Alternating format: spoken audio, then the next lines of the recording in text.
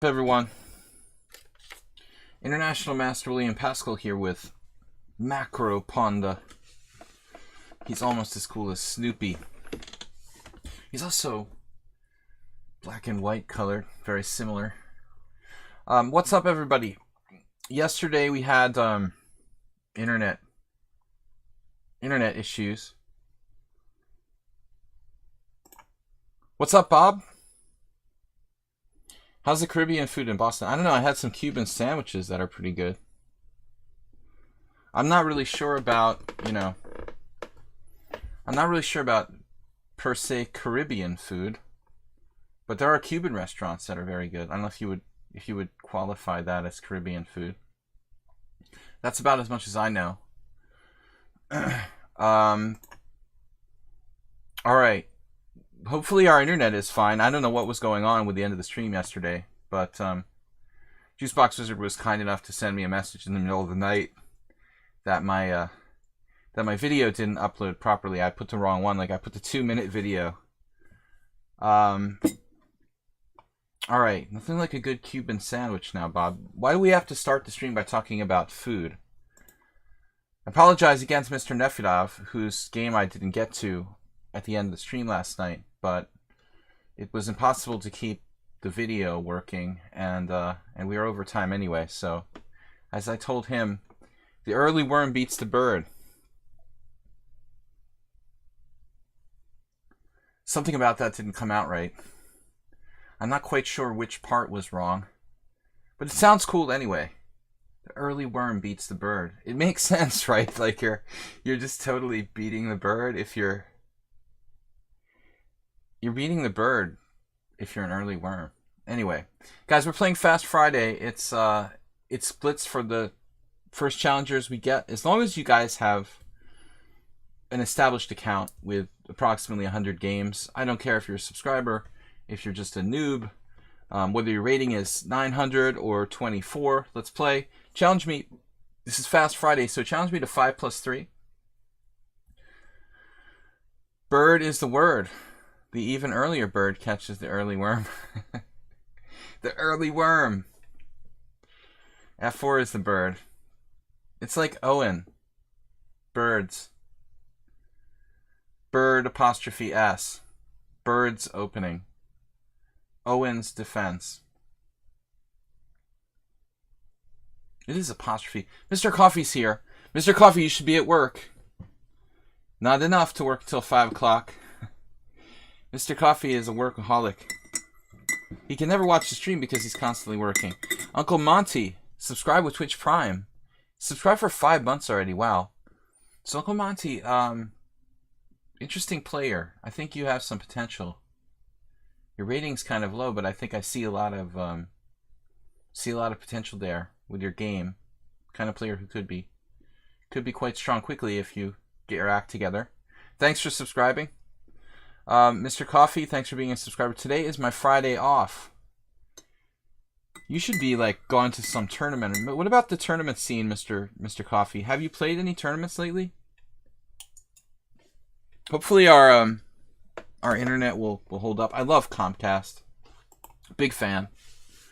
Sound like Donald Trump. I'm a big fan. Big fan of them, Comcast. So, no challenges yet, Nefedov. I'm playing, but I've got no challenges. What can I do? Spites is here. Trying to get things in order before I can study full-time again. You hate my internet. Nefedov is salty. Salty Nefedov. Pour some salt on me. Hating life. Whew, I managed to get out of analyzing that game. I managed to get out of analyzing that game I lost to Nefedov yesterday. Sakamano 2-7. Booby hate. Do you guys know what I'm saying? If I say booby hate, doesn't mean I hate boobies.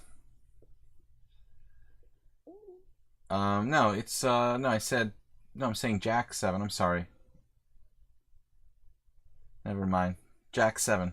It's deuce 7. Whatever. Alright. Sakamano 2-7. Casual 5+5. Wrong time control. Seth Curry. Wrong time control. You guys are supposed to challenge me to 5+3. See, Nefedov got it right. 5+3. If we mix up the Bob's challenge with, but I will take those guys first. I mean, they got the first challenges in. If I see a challenge from those guys that just challenged, I asked Seth Courtwright and what was the other one? Bob, of course. If they could re-challenge to 5+3, I like to play with increment, and 5 is a little bit long. We try to keep it uniform here on Friday to make it easier. The most dangerous Nefedov is an angry Nefedov. He's motivated. All right, guys, let's get started. Just praying I don't get dropped frames and all that nonsense like yesterday. My internet has been good. Even over here, I didn't have any dropped frames most of the time. Oh, I had a new idea for Nefedov.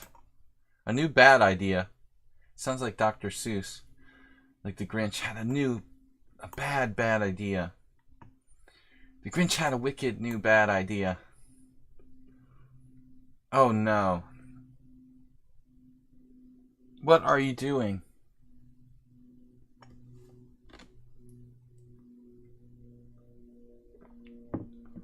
As someone who's beheld Nefedov's physical presence, would you kindly comment on his looks? Well, he has a reputation for looking like Mr. Spock. But he's in good shape. You know, I think he's a runner. So he's got some good endurance. Spice, thank you for the donation, 100 bits. I think that Nefedov runs quite a bit, so he's in good shape. You know, he's not like muscular build, but he's not small either. Yeah. All right. You know, it's like Mr. Spock, but a little bit broader than Mr. Spock, probably. Okay, knight d7. This is weird. He ruined the whole surprise. I had prepared a special variation for his, like, Grunfeld, whatever it is. Physical performance. Welcome, guys. So, I've got 5 challenges. I'm going to take the challenges from Bob and S. Courtwright. S. Courtwright did rated. That's alright. I know that S. Courtwright is not a computer. But I always take unrated. Broader. Broader shoulders. As in wide, wider. Typical shoulder reference. The recirculating knights now. What am I supposed to do with this? This is irritating. Okay, a weird idea. Like, let him take on d2 and put my queen on the very strange square e3. Because everywhere else I put it, it looks like it's vulnerable to attack. So, like, knight d2, queen e2, knight e4, queen c2, bishop f5. So, knight d2, queen e2, knight e4, queen e3, basically. What can run but never walks? Uh-oh.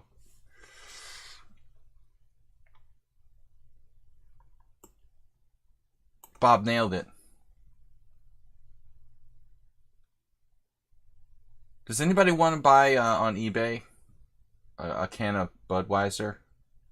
An unopened can of Budweiser from the 80s? One of my many potential eBay items for sale. Well, does this just drop a pawn or is this some sort of trick? C takes D, C takes D, bishop takes d5, knight takes d5, pawn takes d5. Okay, I lose a piece there. We can't actually win the pawn, the pawn. Knight d7, win the pawn. Maybe I should exchange first. I don't really like exchanging pawns against F5. Cool audio equipment. No. I have some old radios, you know, like radio, just general, you know, antique sort of radio sets. But not in good condition. But nothing audio, really. Nothing good.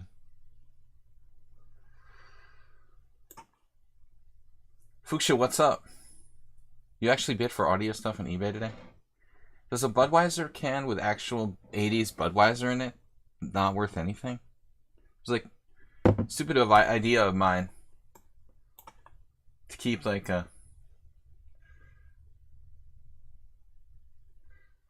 It didn't evaporate. You know, sometimes cans when you keep them... I have some Coke cans too. 80s Coke cans also, if you're interested.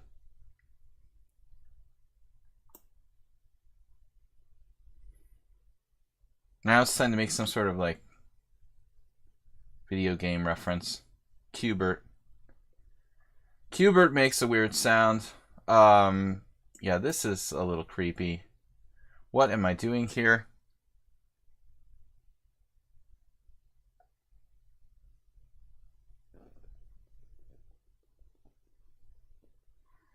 Sennhauer.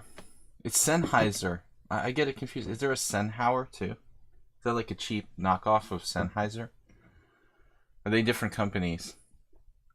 $9 for a can of Bud Light from the 80s. Did you look that up? This is regular Bud, so I think it should be worth more. I won't accept bids of less than $10.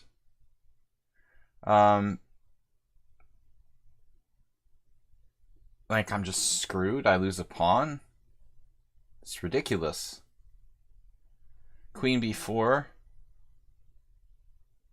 Ridiculous.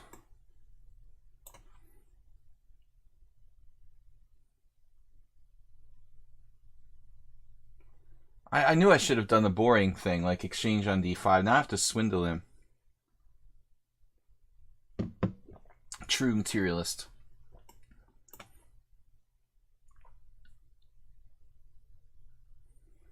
Here's some pressure for the pawn, I guess. 75 cents. Damn, dude, I can get that for the... I can probably get that for the deposit, Mr. Coffee. The refund is, what, 5 cents? Alright, just 5 cents. No, this is like American Budweiser, man.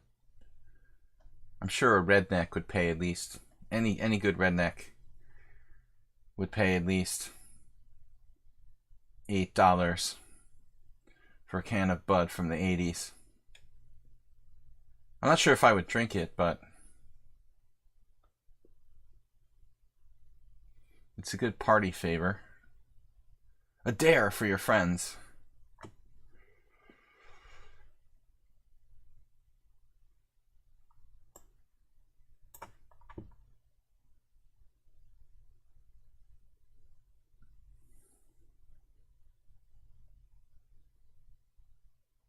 I mean, just the can itself, even without actual Budweiser from the 80s, has to be worth a little bit.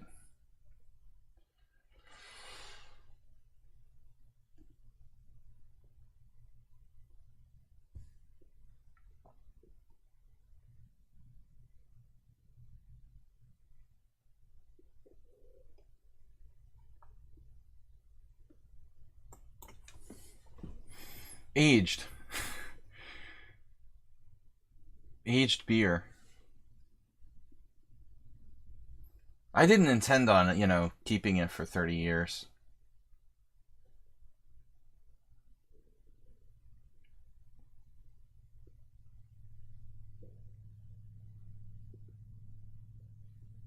Okay, man. That FDOP's too serious.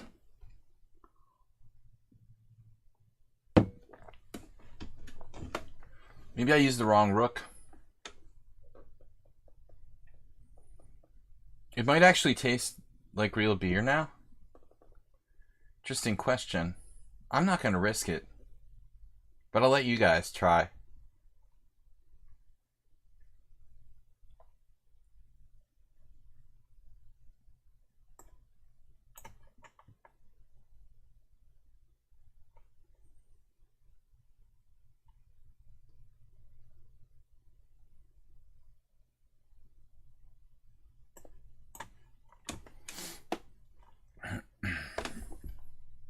We got to create some tactical imbalance here.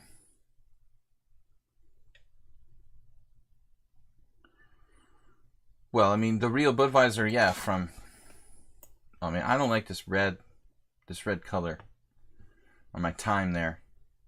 Czech Budvar is the best. The origins of real Bud...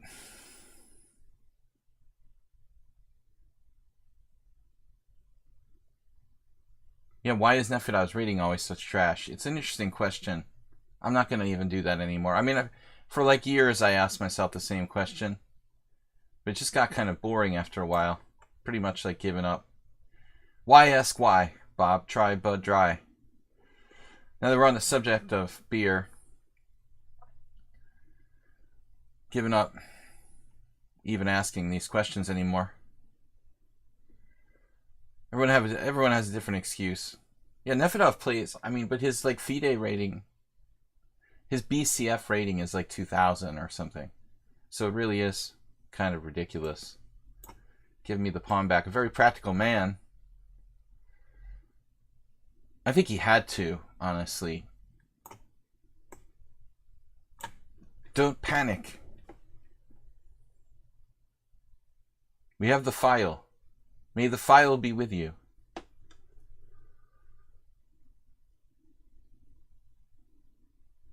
Oh, yes. E4. And then queen d4. Between panic and flag, I think I can take it down. Take it down! Oh, that way. That was not expected. File.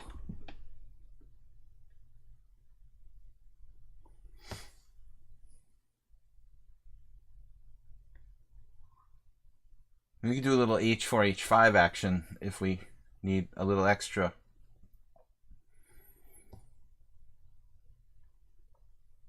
There's a check on e1.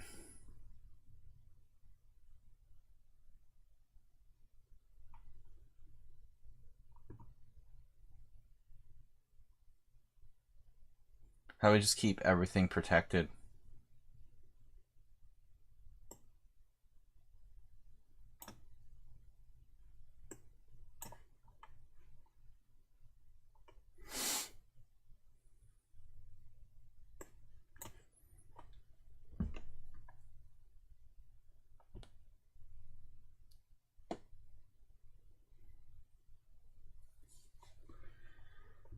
He's offering draws.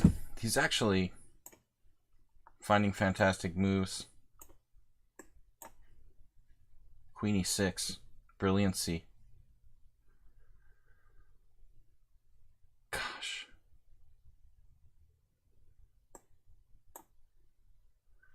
This is ridiculous.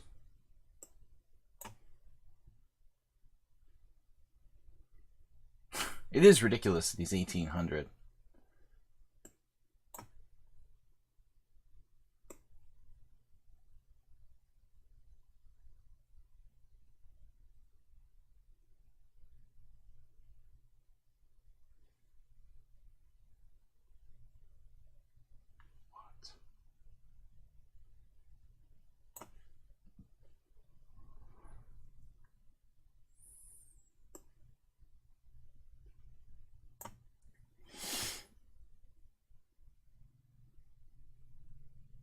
That was greedy. He could have traded queens. Oh, that's so sick. I can't believe it. Nefedov, who he could have traded queens, but he got mated instead. That was so greedy, dude. Wow. Right there, it was so close to a draw. Unbelievable. He could have just flat out traded queens and tried to torture me in a pawn up endgame. It's probably a draw. But he played this and gets mated. Oh, that's so sick. I can't believe it. Wow. Alright, lucky win. Thank you for the game, sir. Very tough. Very typical 1800. Okay, Bob, we lost S. Courtwright. Where did he go?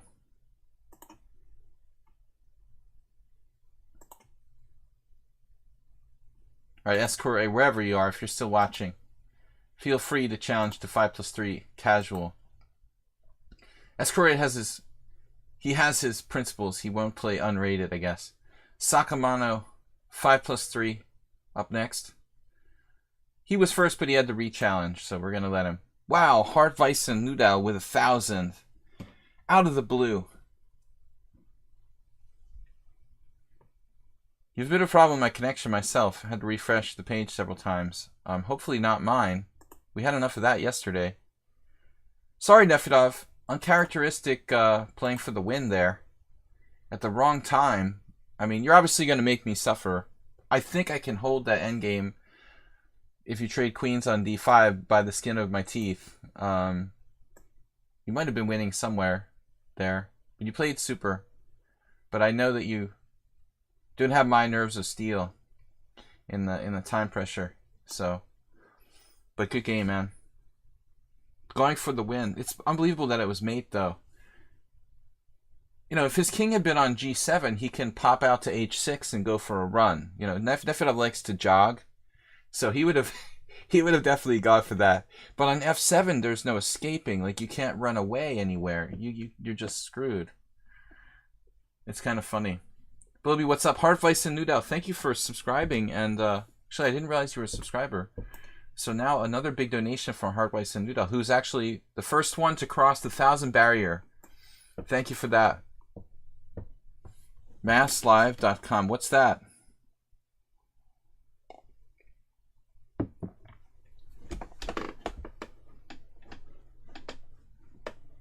Bob, play the Marshall defense. It's a good line. Someone on sound will vouch for it. I guess you can't do that here. You'd have to, like, take back a move by white. Alright, never mind. Are the challenges 5+0? No, 5+3. Strictly 5+3 casual. It seems dark in here, but it's just dark, bad weather. Alright, I'm just taking all challenges. Not the rated ones. M. Atala, I will give you a game, but you've got to re-challenge me to... Atala is in 4th slot there. If you want to re-challenge me to casual instead of rated, I will absolutely accept your challenge, but it's got to be casual. Crazy move there. Knight c6, like a bad Chigorin. Launched. Alright, guys. This is... I've been here before. Done this. There's a funny trick. Knight f6, d5, knight takes e4. Well, somehow I win a piece. This is just Tempe loss for black. My pawn gets a little overextended, right, Asterbate? But that doesn't justify black's bumbling knights. Bumble. Bumble, bumble. These knights bumble baseballs like Bill Buckner. It's a little Red Sox joke.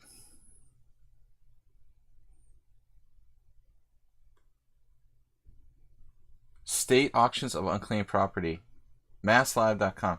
So you're looking up stuff now. She can give you how estate sales work. Thank you for the info, Asterbate. Yeah, I was talking to my neighbor today. He also suggested doing an estate sale. I think that's the way to go. Sorry, that's a free piece.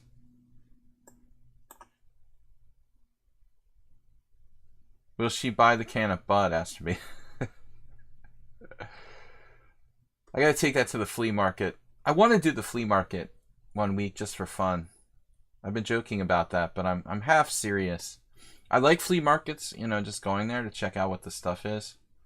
I wonder if I can find someone who actually does the flea market, though, and just get them to sell my stuff for me. You know, find a vendor who already works at the flea market and just get them to sell my stuff for a percentage or something. That's got to be the way a lot of people sell stuff. I mean, those guys are already there anyway. You know, of course, you got to trust them. You got to find someone you can trust, which is hard to do. They'll just sell your stuff and be like, oh, yeah, I sold that for 50 cents. Black resigned. My estimate after move 9 plus 2.7. Good one. Fuchsia said, I'm observing an annoying pattern. When I work very hard on theory for a few hours, my practical play goes down later that day. Is that normal, or can I do something about it? Well, Fuchsia, you know, maybe it's just a matter of, like, you know, apples and oranges. I don't think that studying theory and practical play are really interrelated. I think you may just be, like, taxing your reserves of energy or something. No, studying opening theory and whatever is like long-term investment, you know. Practical play, if you're playing Blitz or something like that, it's a different thing, but I think you may just be overreaching, you know. Bob with a miniature, sacrificing a piece there. So who did I miss? My worst game. Well, lately you like just giving up pieces. At least, you know, we can rely on Bob for being a human. I admire Bob, unlike some of our opponents have used assistance in the past. No. Bob is a man of integrity. Big money. Yeah, I mean, that is hard to say. Like, how does Fuchsia recognize that? I don't know. Alright, big money. Thanks, guys, for supporting the stream. Hartweiss and Noodle, 1,000. Asterbait with 901. Jim with 800. Jim's not here. Or at least he's not chatting. Tushar would be disappointed. Oh, the Tushar jokes. You're deep in Panov Middle Games at the moment. I don't think I have that book. It's an old one. Is it like German, in German?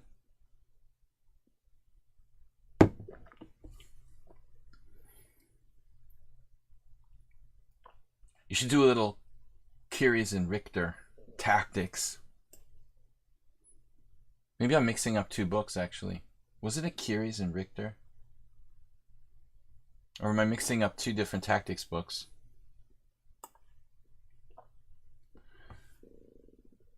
Well, Nefedov said he used to have help from Garry Kasparov, but he has no time for it now. Maybe Nefedov really knew Kasparov. They went to the same Pioneer Palace together. That doesn't make sense. Nefedov is not from... He is not from Azerbaijan. Alright, knight d5. No, Richter, yeah, Kurt Richter of Richter Rouser fame. Very good tactics book by Richter.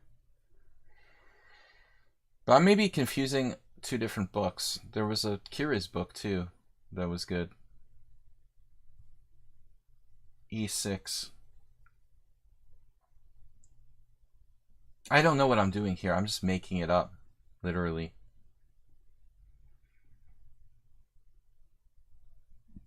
I sort of feel like I should do like the Danny Kopeck system with like Bishop D3. It's probably fairly justified here. GM Canty has that? What? Sending beer over state lines may almost be as bad as sending guns over state lines. As I mentioned, previous stream, you can have an antique gun, but you're not allowed to transport it without a license. I guess that includes sending it over the state line. Alright. So. D4. Unfortunately, I think this is the main line, but I don't know the theory very well. I was thinking of trying to find a way to get big money out of his probably, you know, known little zone of theoretical knowledge here. There aren't that many variations in this system, you know, and probably black. That's one of the reasons why this is a good line for black. There just aren't that many different ways to play. I mean,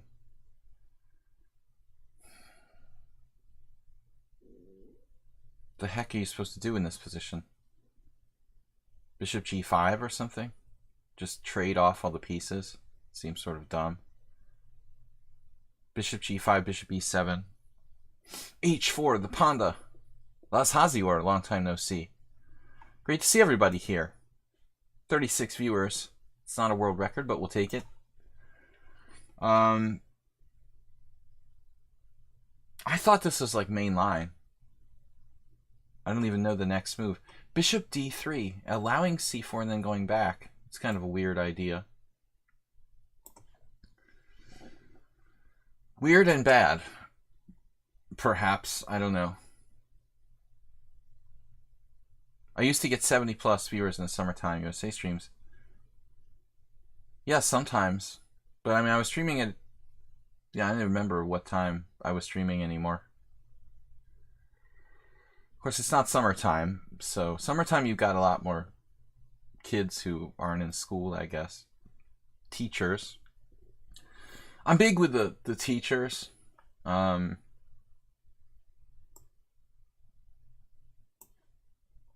so he played c4. He called my positional bluff. A little like a winnower French. It's a commitment. Definitely a commitment. I want to go b3, I guess. Tushar. Tushar would appreciate that. You would always dress the way... dress like you just came from the beach. Oh no, we'll do that again, Bob. Don't worry. We've got the summer setup coming up.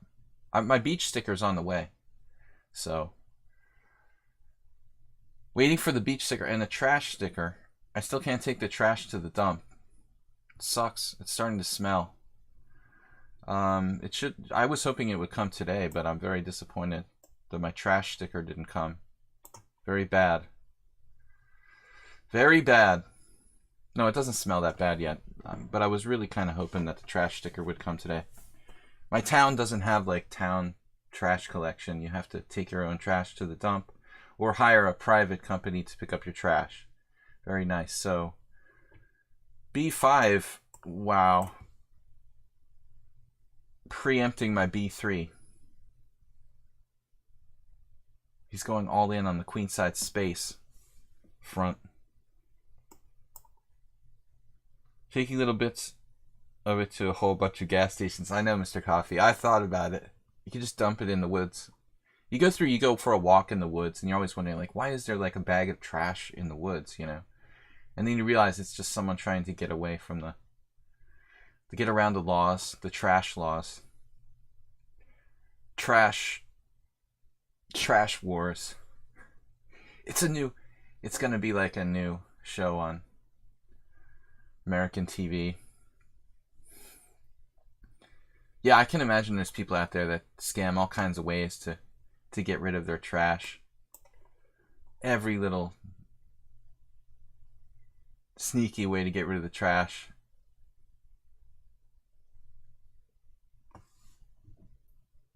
It's like if you watch Animal Planet, the rangers, the state rangers are always like catching people for trash violations. Big money going for the queenside space. I'm trying to be like my hero Akiba Rubinstein here with white, but I'm not sure we've got anything. It's a little like playing Nefedov, another 1800 rock. Can you guys take some chances, please? Damn. I'm gonna regret this.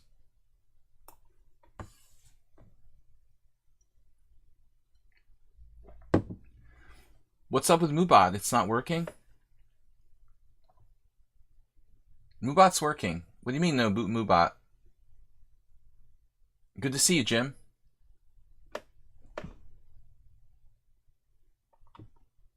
Mubot just sent out a cheers.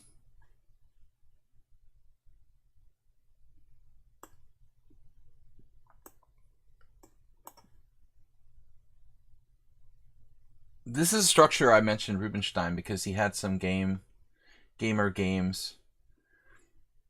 Rubinstein liked to play a lot of different closed queen pawn systems as well as mainline stuff. That's one of the cool things about Rubinstein was his modern handling of the opening. But anyways, I mean, he played lame stuff like the London system. This reminds me of one of Rubinstein's London system games. He would kind of get pressure on that pawn. What do you call a pawn like that? You know, it's like, doesn't have a title. I mean, it's like a weakness, but I've never heard a chess author or someone really give a name to that kind of pawn. It's not backwards. It just doesn't have a defined term, but it's like a weakness. It needs a name, basically. This type of pawn that's unprotected by other pawns, but it's like that central pawn that, you know, it can't be protected by other pawns. It's a target. It's a liability because I can always pressurize it with like bishop f3, base pawn. It's a good try. I mean, it's obviously his like central strong point, you know, but that's not really the defining thing I'm talking about here. It needs it needs a name. No comment.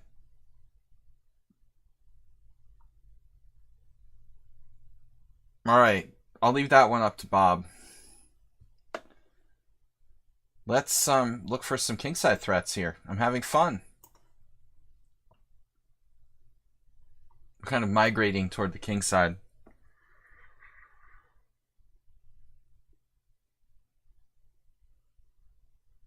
Bishop g5, queen g3, bishop h4. That's the line. Oh, it like forces a repetition. It's unbelievable.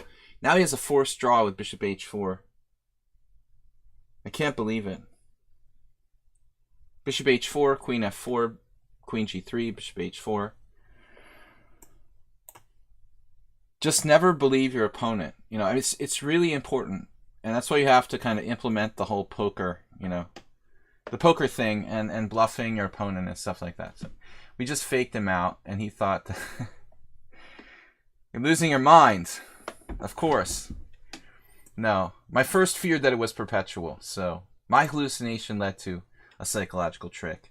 I mean, you just need the acerbate rook to defend there along laterally. And you had the perpetual on my queen. Alright, that was mean. It was a mean trick. I'm sorry. It was my second mean trick today. But how else am I going to beat people like Big Money and Nefedov? The rocks in the world. The rocks of the world. You can only take them down with tricks.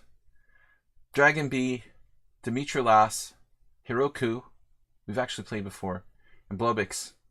So I'm just taking all the challenges, guys. Yeah, I mean, I've got to do that to kind of defend myself. Yeah, exactly, against people who are trying to... I've got to defend myself against people who are trying to use my commentary against me. So I've got to throw out some false positives, you know, to keep the mix on, you know, unpredictable. Dragon B, Dragon. He changed now that I'm in the US.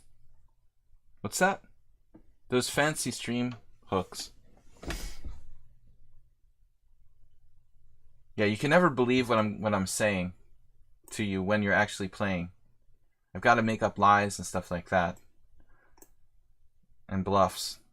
I'll generally tell the truth, except when I'm not. Oh no, G3. This move, I hate this move. The pseudo Catalan. Where's move 11? He loves playing the black side of the Catalan. Catalan. I told my story about the cat, right? We had a cat in my former life.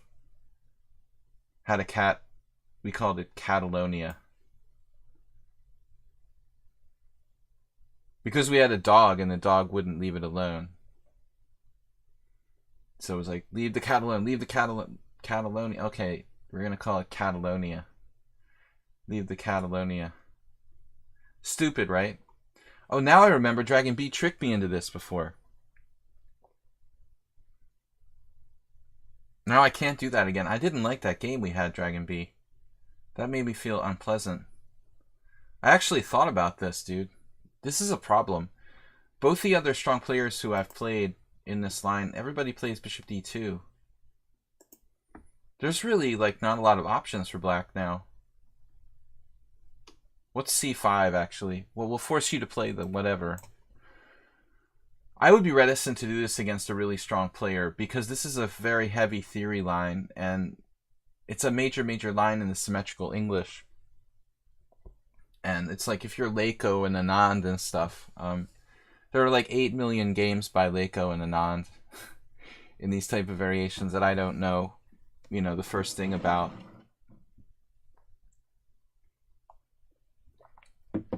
I'm getting scared, Bob. Yes. But try not to publicize that too much. Knight f3. Yeah, here we go.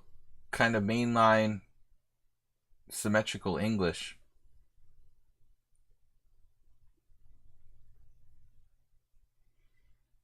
What if I try to do like a hybrid Nimzo now, like d6? Okay, if I play CD, it's a symmetrical English. But technically it's not until I actually do that move, right?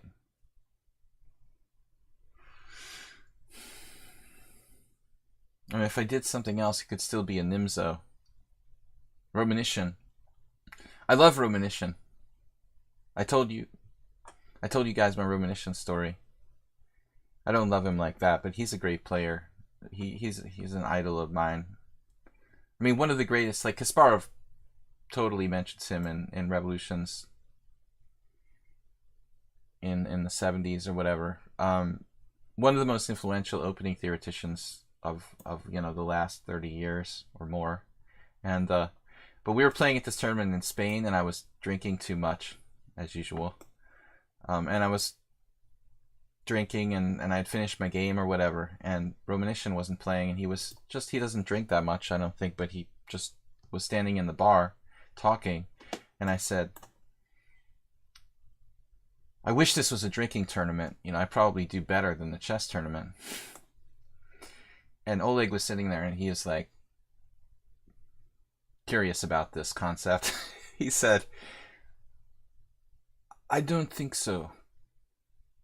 The Russians would bring special players. I thought it was funny. He knew about this. The Russians would bring special players. He thought my chances were better in the chess tournament, which weren't.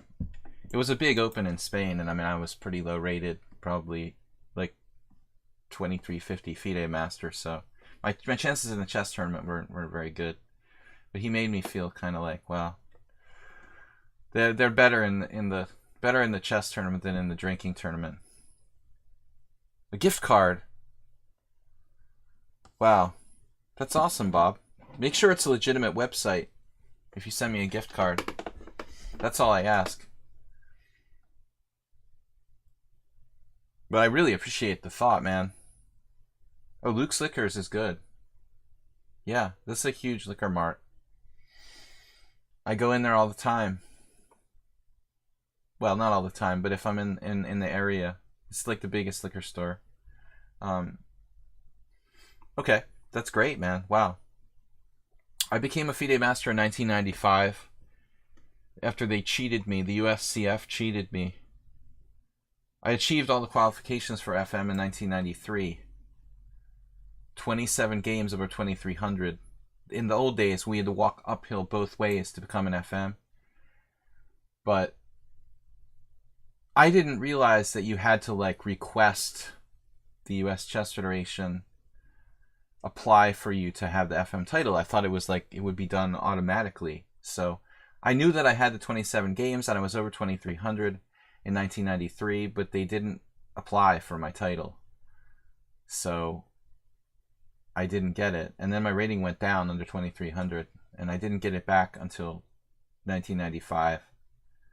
So I've got the certificate on the wall somewhere in here. That was my first FIDE rating was over 2300. So this is just going to transpose to a... I don't like this for black anymore. Alright. I was really upset at the time because it was a big deal to me. Because my USCF rating was like in the high 2200s, but I think my FIDE was even higher. My USCF was probably like 2275, and I was like 2330 FIDE or something. And I really filled the requirements. But Then I got IM in 1999. So we've been in IM for 20 years now. It's unbelievable. But I took a lot of years off. I didn't really play for quite a while. I'd like to get back to playing, though. But I think that was cooler. When FM was like 27 games, it was an important requirement, because now a lot of people sort of accidentally qualify for the FM title that don't really deserve it. I have a couple of friends. I have a friend and like a teammate who are definitely not FM strength who got the title. And then they pop over 2300 for like one supplement, and then like they spend the rest of their life at like 2150. I mean, it's not really a FIDE master. It's all about the money. You have to prove that you can maintain 2300. They even drop under 2200. Yeah. I mean, that's not a FIDE master in my book. You've got to be able to maintain it around 2300. So, anyway. Dragon B. This would be a normal position except for B3. Maybe I'm down. I like to play white in the Tarash, but maybe I'm down a tempo here. Queen B6 sort of loses its point with that B3 pawn, doesn't it?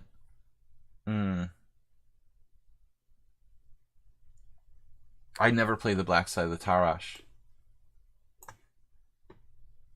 Well, Bloby said he is FM. But your best rating ever is 2215. How can you do that? Please use only for booze. I'm going to go in there and buy some grapefruit juice. Okay, Bob? I'm going to buy all kinds of juices. I'll buy accoutrements and then donate them. Sell them at the flea market. You're an FM for composition. That's awesome. So the only strong composition player I know is Yochanan Afek from Israel. He's like a composition grandmaster, I think.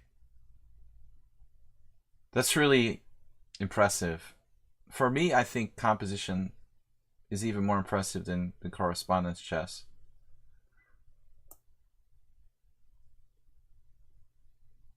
So is 23 FM, 24 IM, and 25 GM. Well, I mean, roughly, spites, but the qualifications are a little more like specific and not only rating based.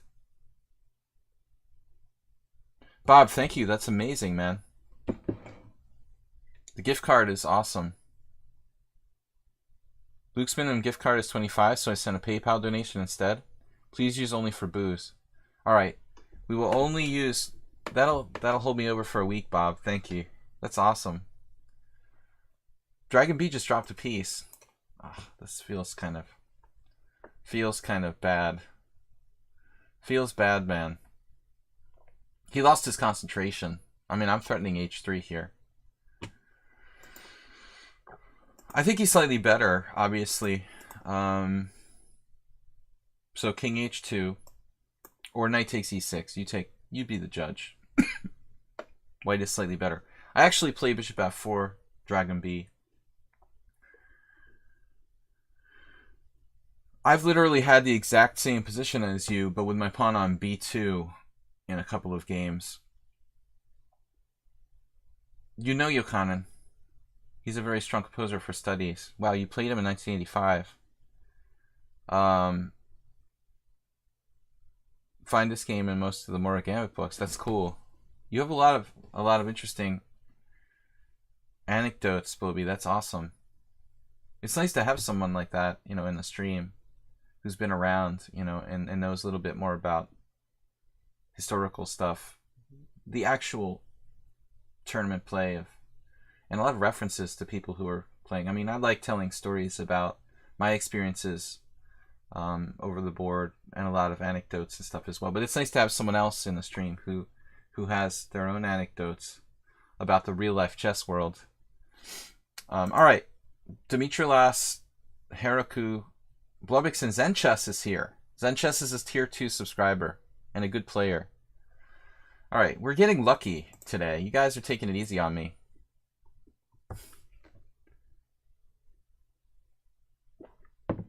He played great, but he just blundered.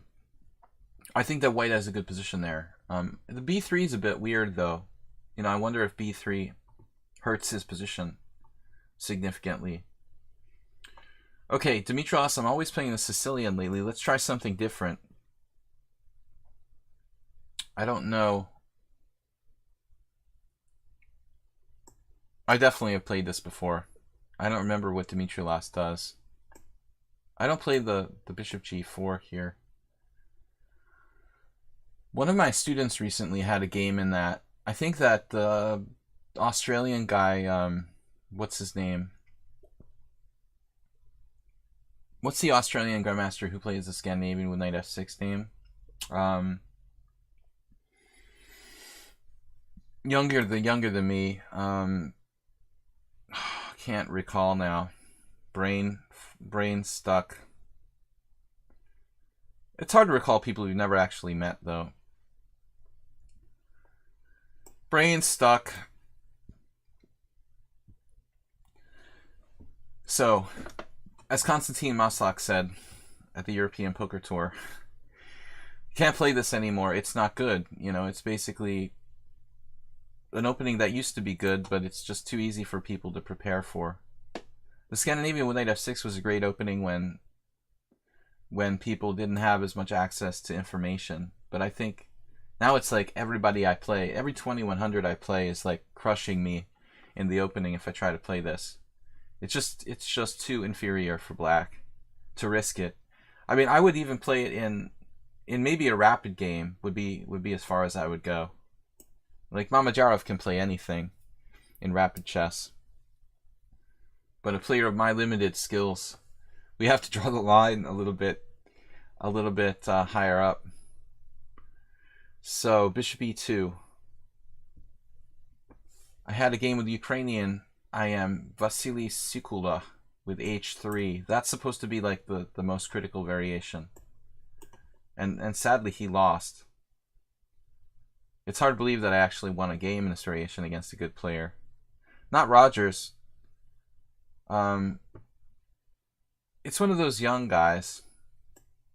There's not that many Australian grandmasters, so it should be easy to remember. But John is American, yeah. No. He's just thinking Scandinavian. Mamajarov lost today against Wojtasek. Wow.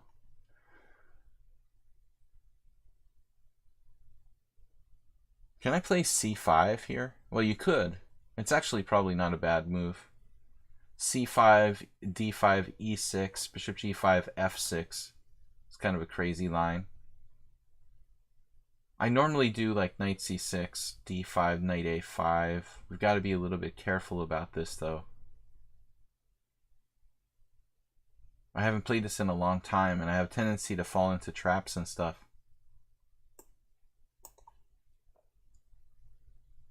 I've also played d5, knight e5. Of course, a lot of people play bishop e3 here, yeah, but I don't think bishop e3 is as good, frankly. I've had this position like a million times, mostly in Blitz. Once I played the Scandinavian with knight f6 against Grishuk in an online Blitz tournament. I think that video is actually on YouTube somewhere. Someone recorded the game live when I was playing Grishuk. It was years ago. He played a really cool move. He played knight b6, a4 against me, I think. Here, knight b6. Grishuk played a4 and I played bishop g4 novelty. Something I had been wanting to play for a while. And then after a5 I played knight c8. It's not often you get to play like 6 or 7 knight c8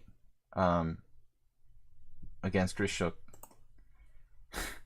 What's the earliest possible knight to c8 in a game? But that was years ago. It was like in a Blitz tournament 10 years ago online.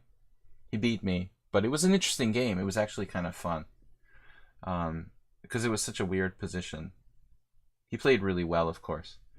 Max Illingworth, no, it's a Scandinavian guy. He wrote books on the Scandinavian I'm talking about. This dude who wrote books on the or at least wrote a book on the Scandinavian, or he's done videos or stuff like that. Come on, David Smerdon, of course. Yeah, Smerdon. I've never met him, but he's a hardcore. He keeps insisting on trying to play the knight f6 Scandinavian, but he's going against the grain. He knows, and everybody knows, that it's not good for black. Mostly people play like d5 against me, and then knight e7, and I really like black's game in those lines.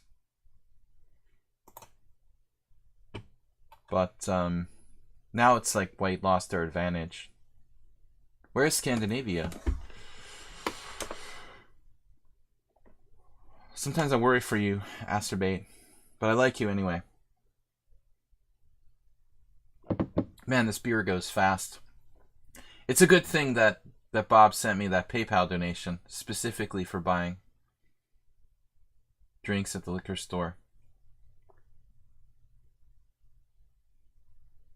It's one of those pre-continents, Asterbait. You know, like before the continent shifted and formed what we have today. Queen c1 is an interesting move.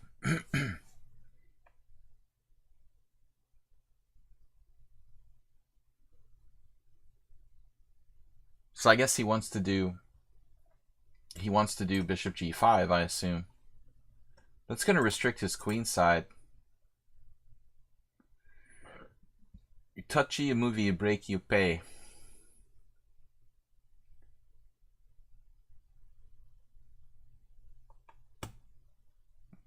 Would you wouldn't do something like g4, f4 and all that jazz, would you?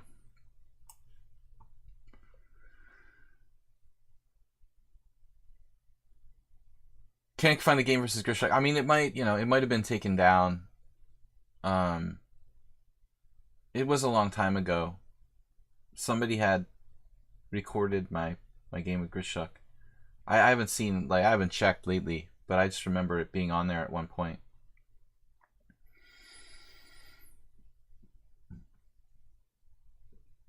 Maybe you're just not searching for the right keywords. I don't know. But it wasn't like a known channel. It was some random. Jim, thank you for the donation. Wow. Jim's up to 1,000, so Asterbait with 1,001 snuck in front of Hartweiss and Nudel. And Jim just creeped up to 3rd place. Nice job, guys. 3 people reaching 1,000 bits for this week. And we've got Bob donating 25 bucks to the alcohol fund. That's always good. Tremendous. There is hope, even in bad positions.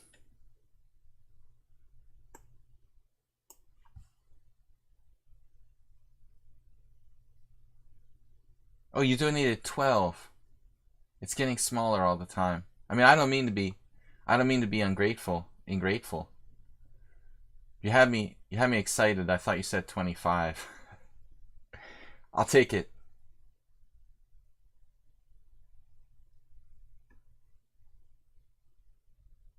I just got a big loan and I've got to pay it off, Bob, so.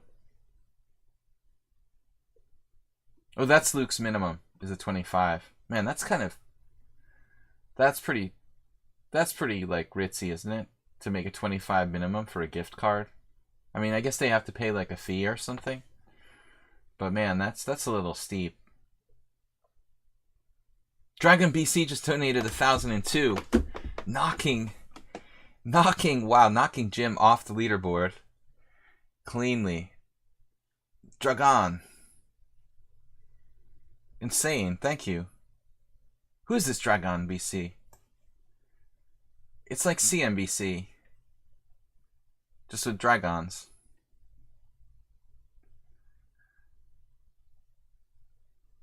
Alright. Newcomer. He's not a newcomer. He's been around. Relatively newer to the stream. I'm about to lose on time. Alright. Yeah. He's not a long-time regular like some of you guys. Dimitrilas, I gotta be careful. You're distracting me, guys. Huge donations.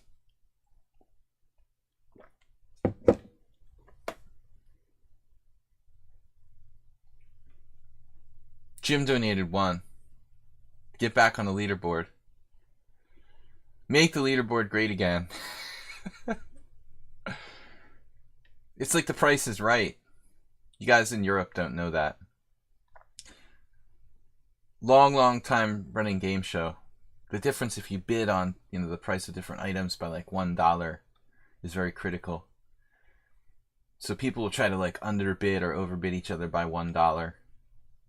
Mr. Coffee, 100 for the alcohol fund. Wow.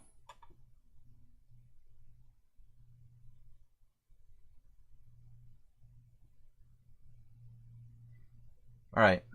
Getting distracted by all the donations. So far undefeated today. Somehow. But my play hasn't been that strong. I mean, I've been playing like ordinary chess and kind of either flagging people, intimidating them, tricking them, or just watching them drop pieces. Lulling them to sleep with hypnosis.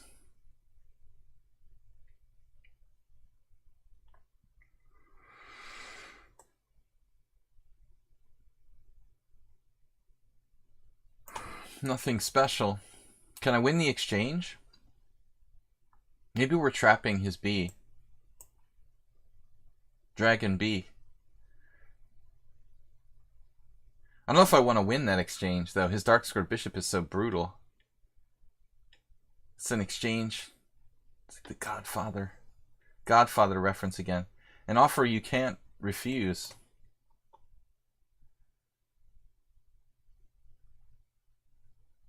An exchange you can't refuse. Yeah, I mean, this is like a clear mistake. You've got to give it for the dark squared bishop, because I have dark square weaknesses. If you sack that exchange, it's not that bad for you. That's a very bad practical mistake by Dimitrilas. I mean, it could be very hard for me to win with the dark square weaknesses. Basically, you sacrificed the wrong guy.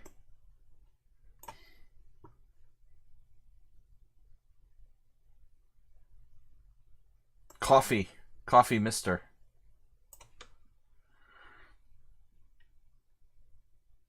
The chess mister.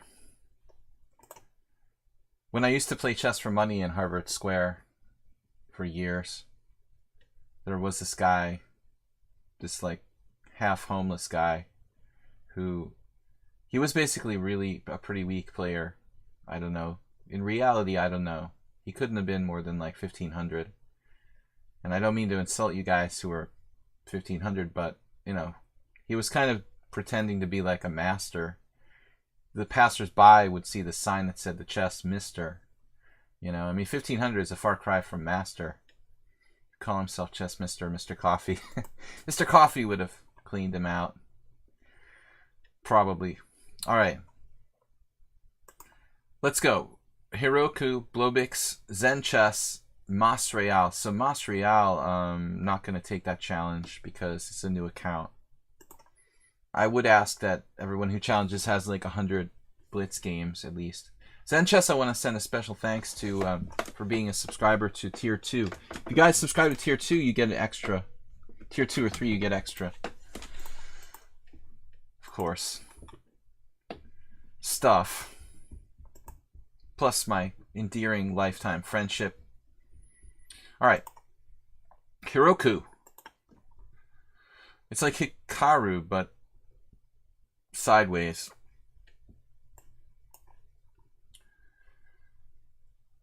What is the pronunciation of Hikaru?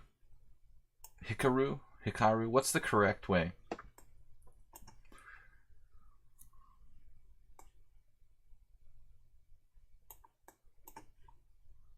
I kind of go back and forth. Hikaru. I mean, I just repeat what I heard other people say all over my lifetime. Most people say Hikaru. Occasionally you hear someone say Hikaru. Hikaru.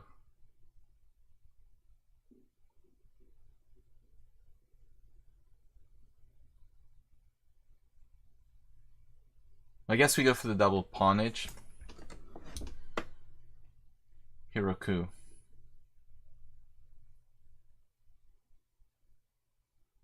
I'm not that in love with this, honestly, because he has like a4, a5, stonewalling. I'm getting rid of that a pawn. This is a terrible move by white. Bishop e2. That's a strategic atrocity. Not good. You need to play like a4, a5, and like bishop a3, and you want to try to make your bishop great again. One of our standing jokes here. Jim is going to roll his eyes now. Same old Trump jokes, different day. The stress on u. Hikaru.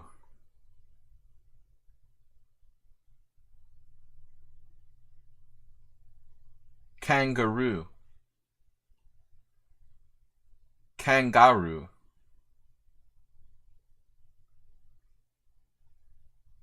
I'm sure that Hikaru would be amused if he knew that we were focusing on the pronunciation of his name right now. Stress. No stress. Just fun here. Dragon, Acerbate, and Jim all crossed the 1,000 barrier. With Hart, Weiss, and Nudel, 4 of you.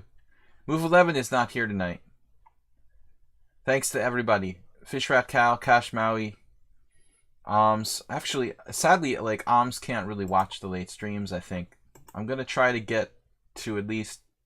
I'm going to try to do maybe 2 streams a week where we have a time, you know, that is more appealing to the European players who can't stay up all night, basically, is what I'm trying to say.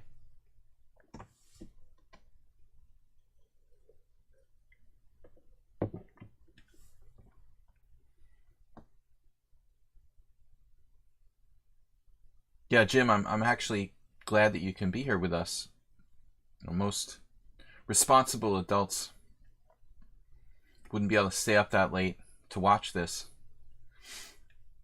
You either have to be financially independent or just a slacker. A5. But I'd like to get to at least 2 streams. I think this stream, guys, honestly, this Friday stream, normally I can do at 12:30 Eastern Time. But today I had to go to the courthouse to submit my mother's will to court, so that was something I had to do. I think that normally Fridays I'm going to try to do a 12:30 stream. So we'll have like Monday and Fridays or something like that. At least Mondays and Fridays when we do like a sort of daytime USA stream. Today wasn't a good day.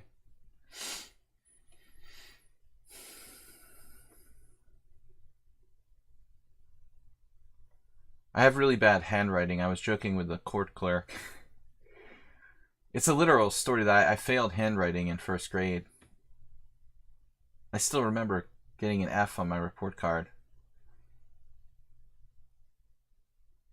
And it hasn't really improved since then.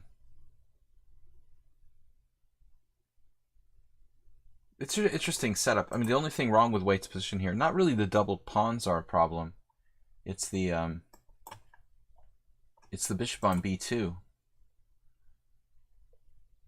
Your handwriting is terrible, Fuchsia. Wow. That I wouldn't expect, you know.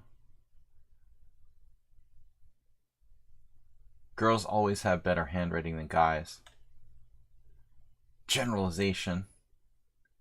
But usually true. I mean, there are some men who have very good handwriting, but...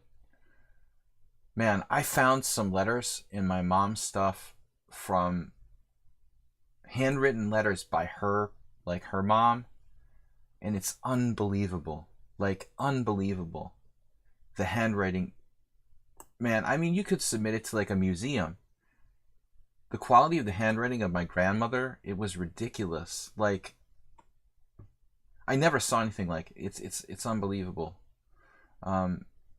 Incredible handwriting quality. Like, it looks like it was made by a machine or something. It's really beautiful and intricate and incredible. I mean, in those days, 100 years ago, I mean, basically, there obviously wasn't any typewriter practically available. All right. This is absurd, said Jim. You learn handwriting with the left hand, and in school they forced me. That's what happened to my mom.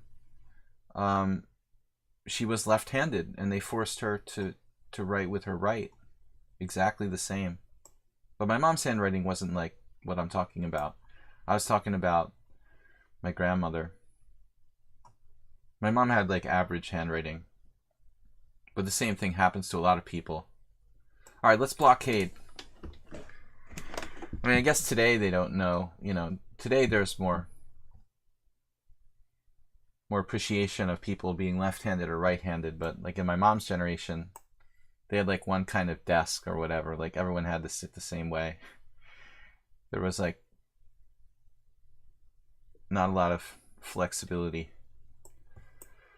Well, this Heroku is hanging tough here. I think we're gonna have to reposition ourselves. Acerbate. How about my queen over here? Queen on c7, guarding that weakness.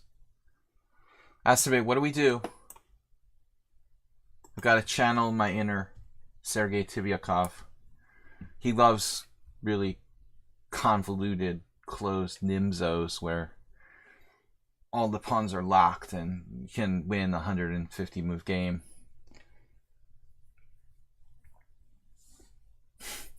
Fuchsia is 8 or 80. I'm not really sure which one yet.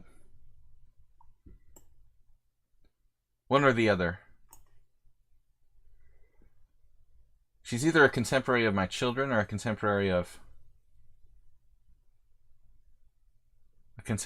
my mother.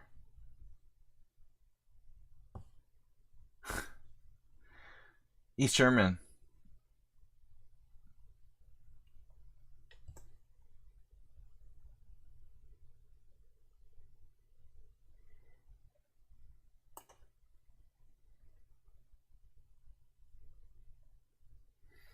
I had an East German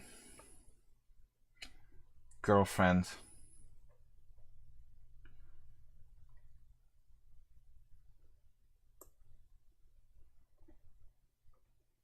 '95.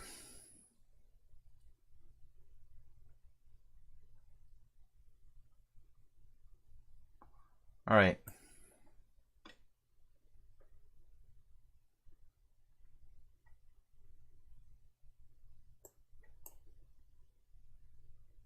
Uh-oh. F4. Dominant leg. For leg kicks. What are we going to do here? Takes. Knight d3.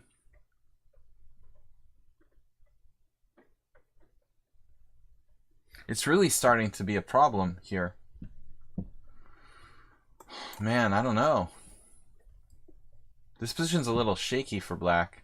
We still have that bishop on a3, but Heroku is making my life a little difficult. Is it bad etiquette to listen to the stream while playing? No, like it's totally up to you. Some people like it, some people find it very distracting. Alright, I mean, ideally white wants to take with the pawn. My only concern was like rolling pawns. Rolling pawns, acerbate, what do we do with the bishop on b7? We bring it to c8. Acerbate, we believe in recycling, right? Save the planet, recycle your bishop.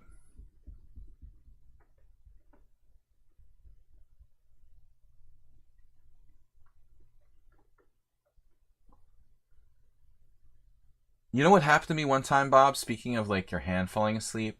I don't know if anyone had ever had this experience. It's a totally non-chess related story.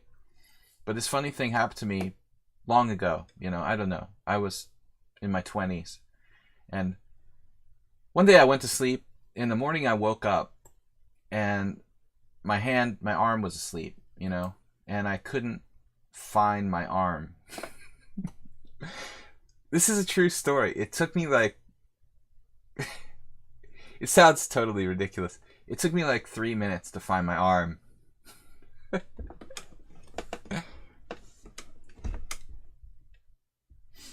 True story. All right. I started to get kind of panicked. Maybe someone amputated amputated me in the middle of the night, you know, when I wasn't really paying attention. Mr. Coffee's done that too. Like, shit, where is my arm? Oh my god, I don't know where it is. How silly I get after just one beer.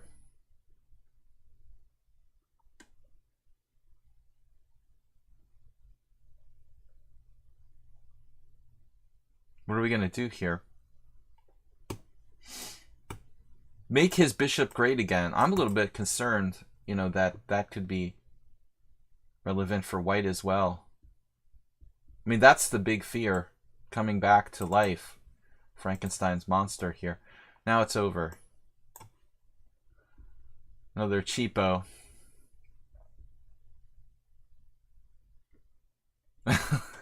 Left the arm in the bar. That could happen too. Alright, let's just concentrate on the e4 square, I guess.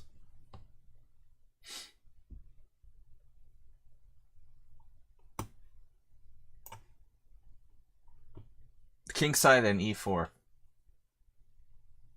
That b6 pawn is a nuisance. Nuisance factor. Eventually, something's got to happen here.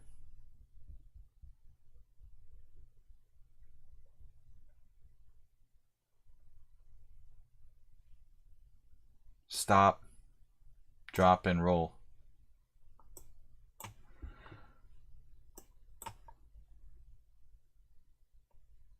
Just bailing out.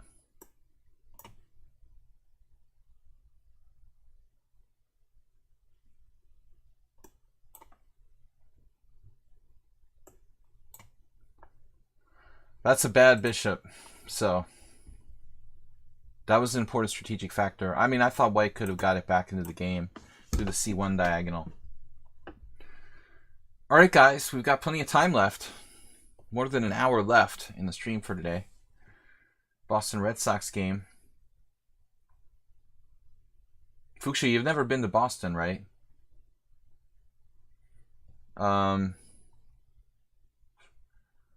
Bob Sacamano, where I have been sealing with a Where I had been sealing with the electronic equipment all day and woke up to relations. Okay, that's enough of that. Blobix. Finally, Blobix gets the challenge. Zen Chess. We got some tough players. All right, I gotta wake up. Okay. No intention to change that. Well, that's understandable. All right, e4.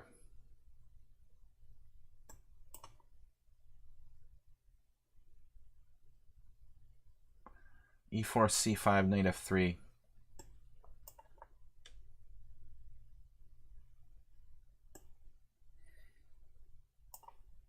Make sure the ex-girlfriends aren't stalking me. Alright, e5, knight d5. Can never be too sure. I don't really play this line. That one I wouldn't mind, though. Bishop e2, d6. I think this is theory, but this bishop is really hard to deal with. Normally against b3, I don't know why I played this, but he tricked me by playing knight f3 and then b3. You know, to be honest, I don't have a good system here. This is kind of annoying. Knight f3, knight c6, b3. What am I supposed to do? It's come to think of it, like, why has nobody ever played this against me? Time to check the Joe Gallagher book. We're really going back in time with that. Pawn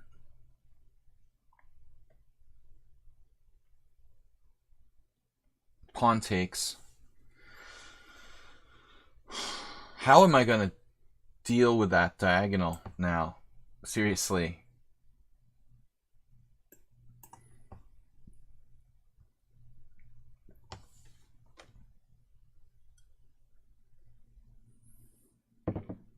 I don't think that it's the school shootings, Bob.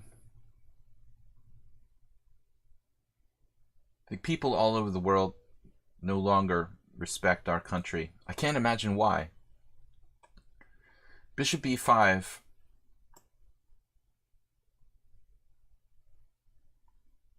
Der Alclanter says play f6. Well, obviously f6 is an idea, but it comes with, you know, pretty heavy-duty responsibilities. If I play f6, we're going to have a lot of white square weaknesses all over the place. So, yeah, I mean, I'm definitely going to consider it. But I've also got to consider, like, finding a way to sacrifice that pawn, actually. Tricky ways to play, like, and give him the g7 pawn, or, like, let it drop for a moment so I have some sort of tactic along the g file. That's what I'm really, like, hoping for here. A trip there is a bit expensive, too. No kidding. Just check my credit card receipts.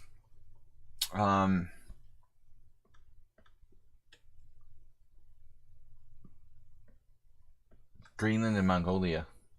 Well, at least if you go to Greenland, does that count as North America? Seriously, is Greenland part of North America? It is, right? Not really clear if it should be. In Risk it is. I miss Risk. I haven't played Risk in like 20 years. That's sick. The last time I played Risk was like at the fraternity house with the brothers. 1996. My last game of Risk.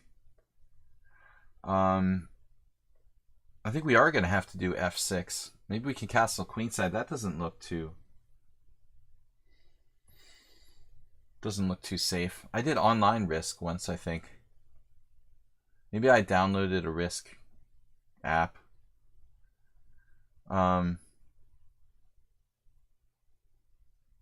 an app, but you know, like a Risk. Maybe I played Risk online. That was a great game. I love that game. I played when I was a kid. It's one of those games that's still fun when you're an adult. If you like strategy games, anyway. Do they even like play it in Europe? I guess I've seen it in the toy store, probably.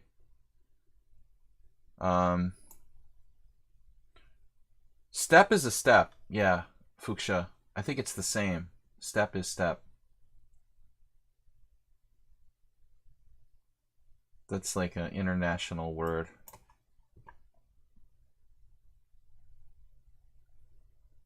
"20 years with no Risk." Over 20 years. Scary. The days of Marlborough Street. I lived on Marlborough Street.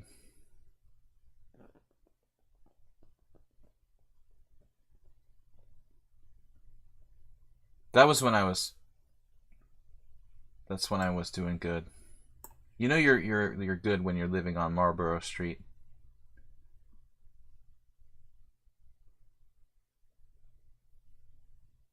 Smoking camels and living on Marlborough Street. Alright. What are we going to do? Rook e1, castles queenside. I think I'm ready to... Today's stream, Marlborough... Yeah, sponsored by Marlborough and Budweiser. I'm connecting with the kind of proletarian crew here.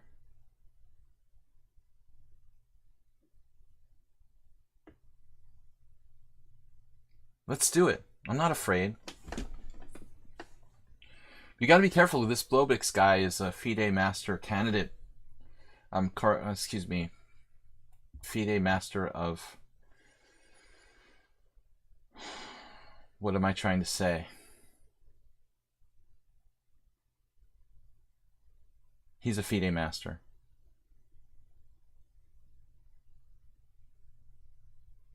Composition. Don't you hate that when the Alzheimer's sets in early? I really hope that it doesn't.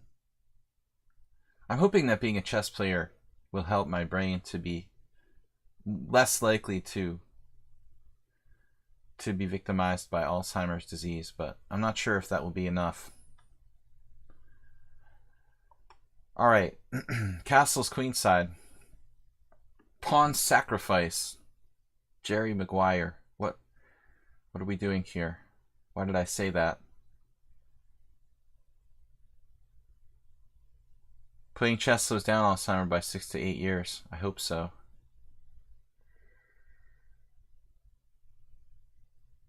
I want to sacrifice a pawn, man.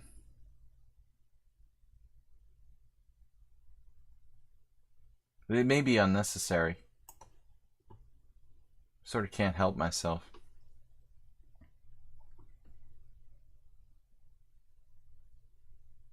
And Blobix says crazy time.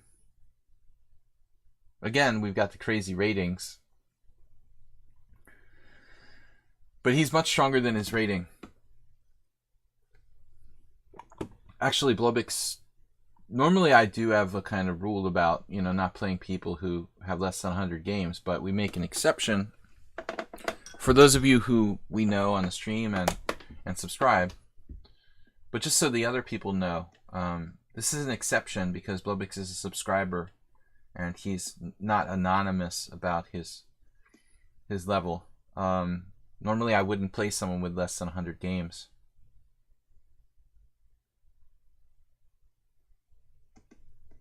So, take the pawn, be a sport.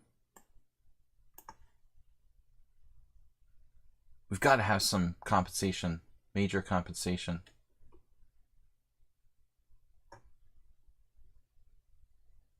Is it enough? I don't know. I don't know much.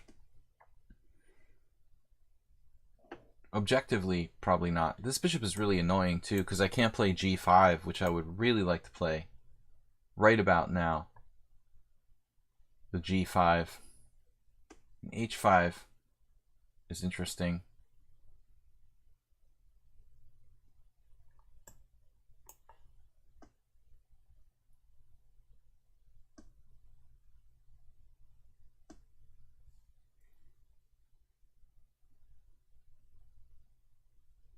You smell much worse than your rating. Just be glad you never met Valentin Arbakov, or had to play adjacent to him in a tournament setting.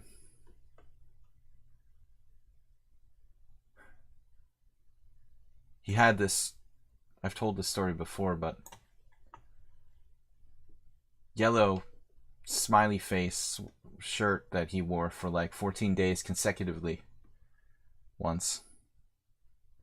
It's really insane. He was a Gorky Park hustler.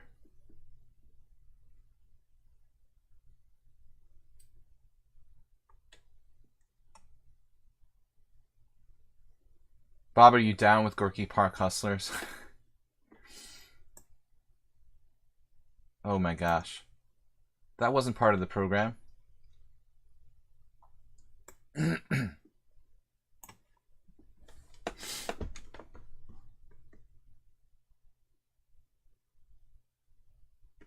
Reminds me of the Beastie Boys. He was, what's the lyric? I can't place the Beastie Boys lyric now. Oh my gosh.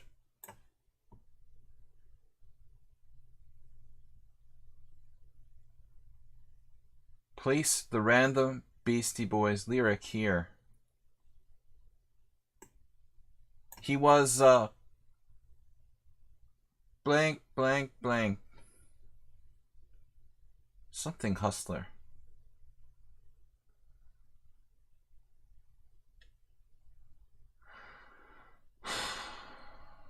Come on. Blobby. Oh no. This reminded me of the other game against Blobby. Blobby Fischer. Stupid. Stupid joke.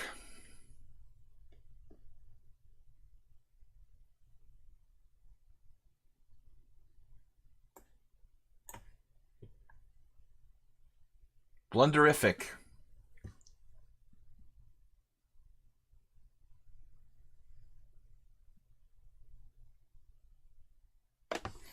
Okay, this is just, we don't have enough time to play the position properly. Probably we're going to blunder left and right here. Right, I figured he'd find that.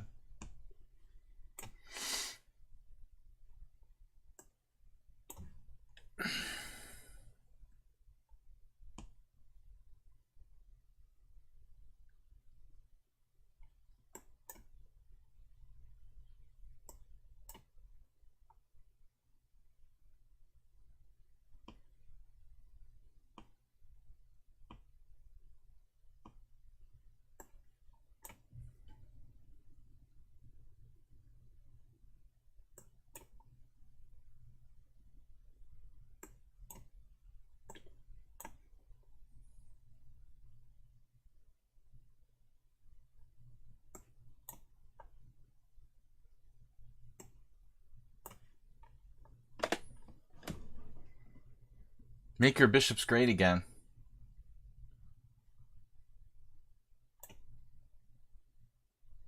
It's the same bishop from the other game.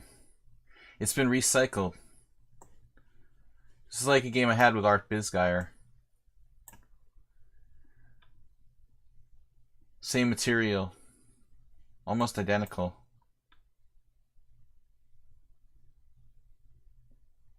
You just can't hold this.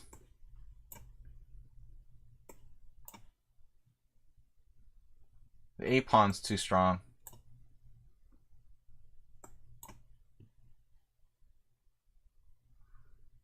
Maybe he can.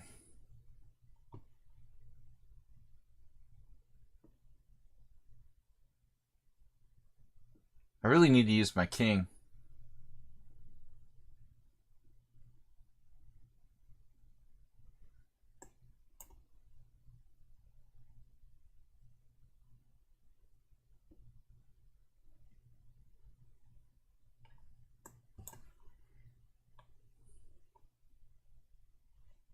What?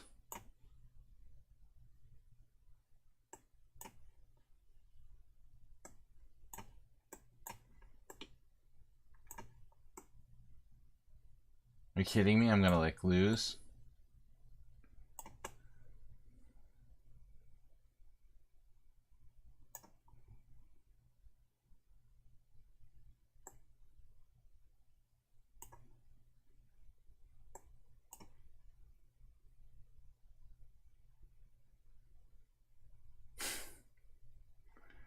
Wow, that's good. Perfect technique. Lose again.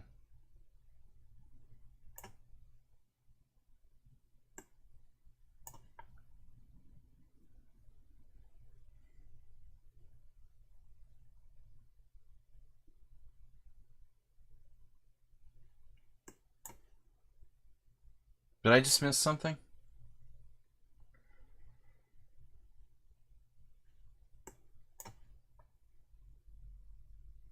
B2.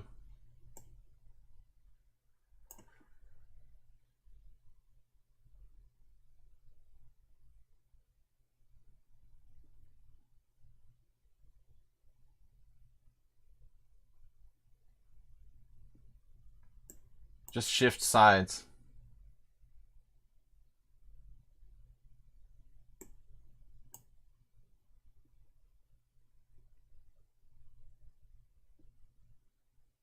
Shift. Whose shift is it anyway? Did I miss something? Did I just miss B2? He timed out. Wait, last move. Hold on a second. I can play B2 here. He just goes king C2.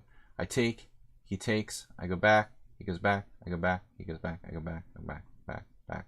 He makes it by a tempo. So he's still drawing.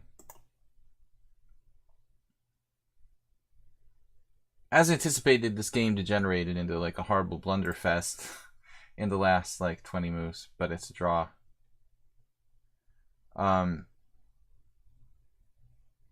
Sadly, that's what happens. That's basically why I don't like bullet chess. It seems like, you know, automatically the quality of the game is going to be very bad. Though it ended up being exciting. I felt like we had a good, tense game going on until the last period when it just got out of control. Stupid. Probably both sides were winning. You know, it's basically a classic time pressure situation. But it was a cool game. All right.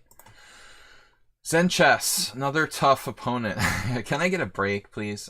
Duck 3DS, please re-challenge to... Actually, I don't know if I'm going to get to all these games, guys. I wouldn't send me any more challenges. 8 o'clock is martini time. And I'm definitely not going to get to this chess guy unless people quit. I've got like 4 more challenges, maybe 5. Depending if people drop pieces or not. Chess guy. Don't anyone else challenge after him. The challenge I just declined, if can come back with, yeah. Did he come back with that? Alright. That's weird. Was brain salad surgery there before? Yeah, that was fun. It was fun. But we both, like, made terrible, terrible blunders all over the place. Like, I was lost, then he was lost, then... You know, I mean, it was the advantage changed hands like 5 times in the last, like, 30 moves. Gin. I like vodka, but if I'm going to have a martini, it's going to be gin. With very little vermouth. Very dry martini. Zen Chess, good luck, my friend. Let's play a little English opening. Oh, no. Was it Zen Chess that did the Lawrence Trent variation? Was it you?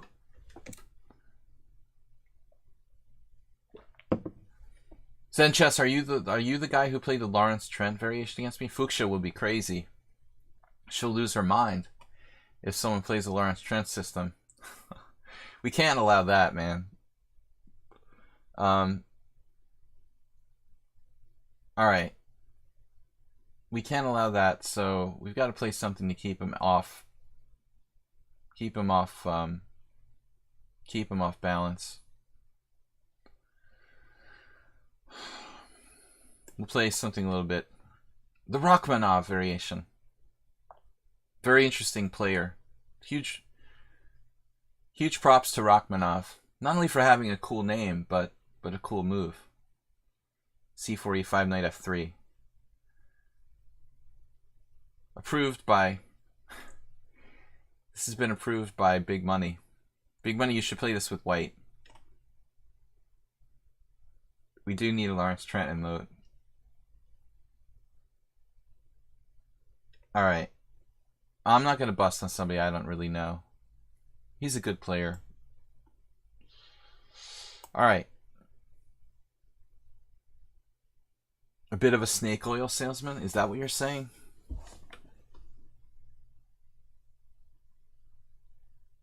I'm a secret admirer. Like Bob, I only like him for his looks. Okay, knight takes d4. Well, I have respect for any IM who's been like over 2450. I think he's solid. Goofy features, troll-like. At least I'm not troll-like.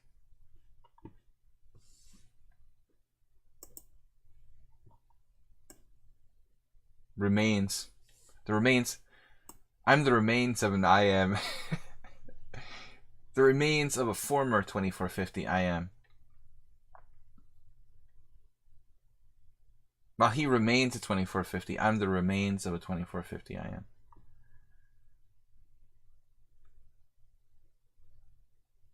But as I told you guys, I lost all my rating points because my teammates insist on making me play black every single game.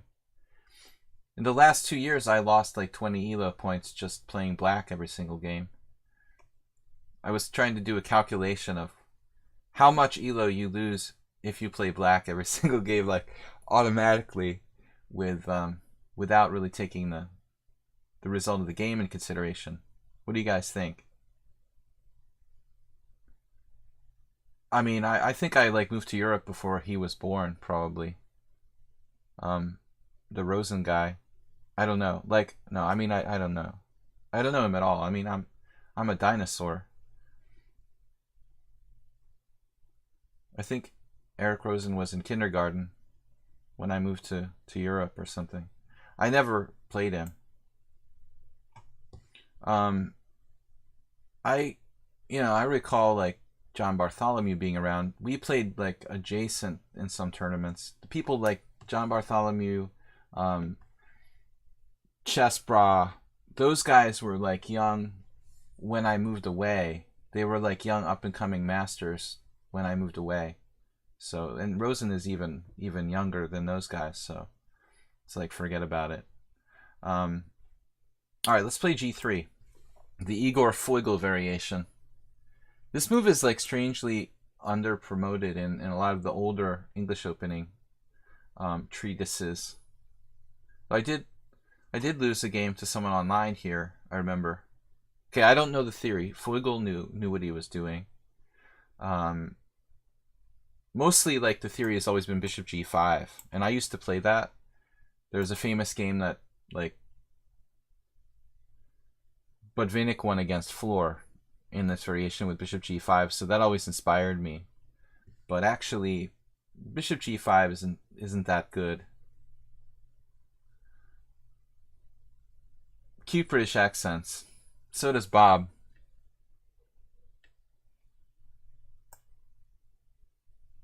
You can always buy the GM title. My plan, actually, Jim, I have to go to plan B, but I'm gonna do like the what's his name? Larry Kaufman approach.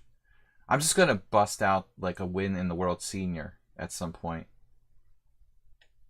and just take it down. I mean, if Larry Kaufman can do it, I can do it. I figure.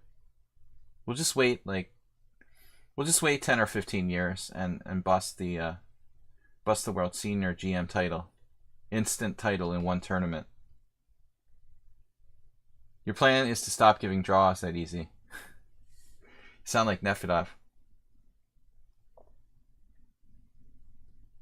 Well, I mean, if I ever get motivated again, it would matter, you know. I mean, when your rating is like 2370 and you're an IM, you know, you're playing a little kid who's like 13 years old, and you don't really have any particular reason that you have to beat them. I mean, it's kind of like the motivation just isn't there. Like if there was like $100 bill and I could like take it if I win the game, I mean, I would be highly motivated, you know. But you're just playing in some random tournament against some little kid, and you know, it's just like, okay, kid, you can have a draw too. I feel sorry for them. I'm too nice a guy, basically. I've got other excuses too. If you guys want to stick around and hear them. Castles. So d5, wow. cd5, knight d5. Well, that's weird. So cd5, knight d5, bishop d2, knight d4, knight d5. Equality.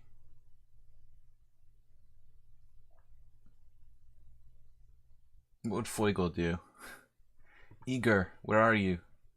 Igor is like 75 now, probably. cd5. Man, it doesn't seem right. I guess I should like castle here. Castles. The problem is knight takes d4, queen takes d4, c5. That's messed up. I guess you can take on c6, but then takes on c3. Queen d8. That's actually good for white. That actually good for white. You see Igor Foigl at your club. Oh, that's awesome. Well, give him my regards, okay? Because I haven't seen him. I haven't seen him in at least 5 years. He's a great guy.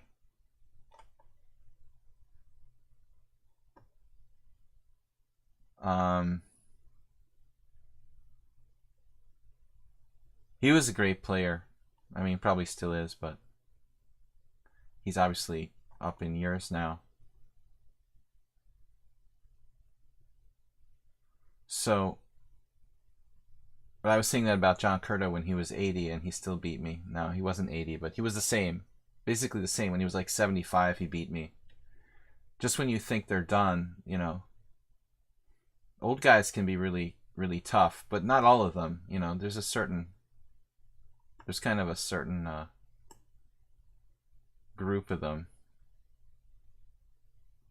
I'm just being weird. I mean, should I play knight takes c6 here? Just being weird. I just like hanging pieces just for fun. This has got to be stupid for white.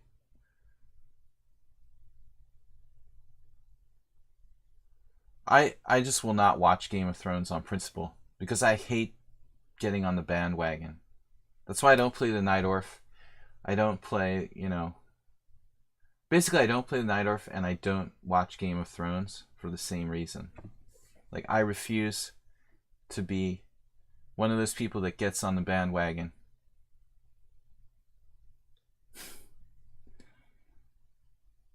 I can't believe that, like, a credible, you know, news agency like the BBC, like, has stories about Game of Thrones. I mean, that's going too far. Come on now.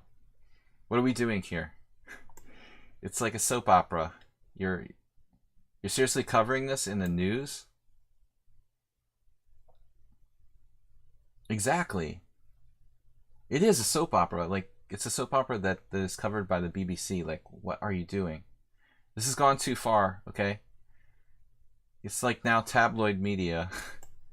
You need to stop now. Calm the spam.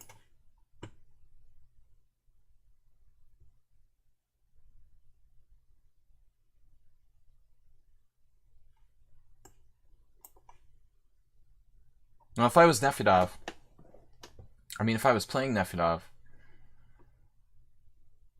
I would be confident I could swindle him somehow.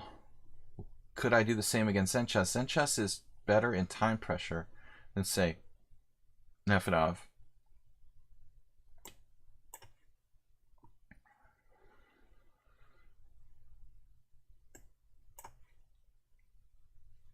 He's really good at increment play, the Zenchess.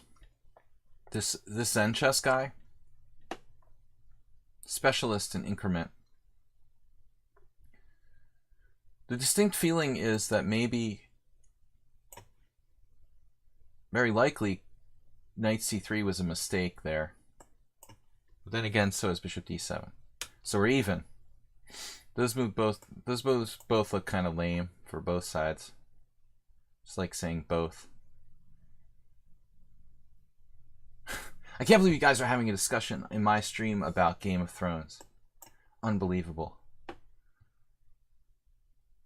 Might as well talk about like Britney Spears or something. Come down to the endgame. I saw a really nice endgame in an opening book. That sounds strange to say.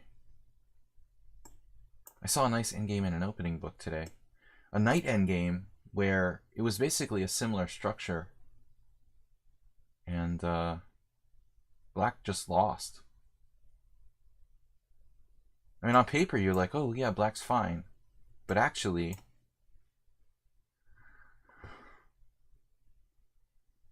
Zenchess hanging tough.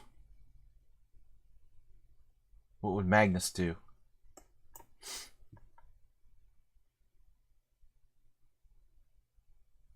It's like Magnus against Dingley Ren. You guys see that game? One of the rapid games from last week. Space. Space isn't enough.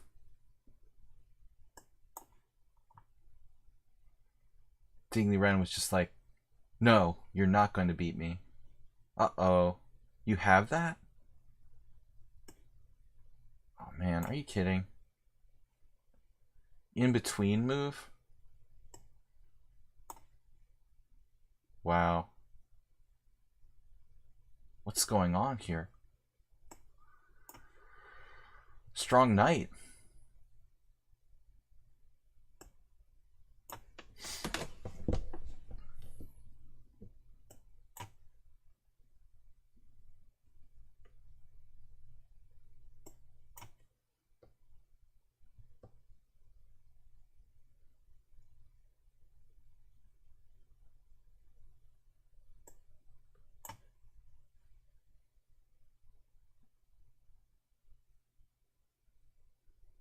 What?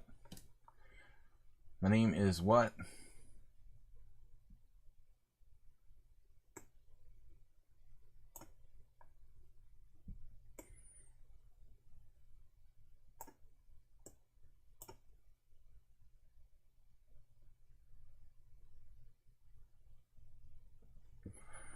"40 moves. Time control." Okay, we can adjourn the game now.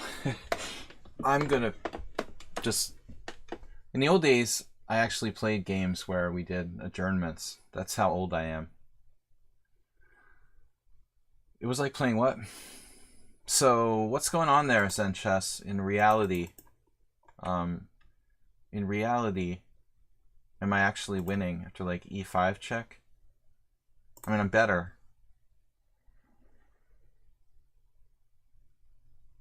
This is a tough endgame.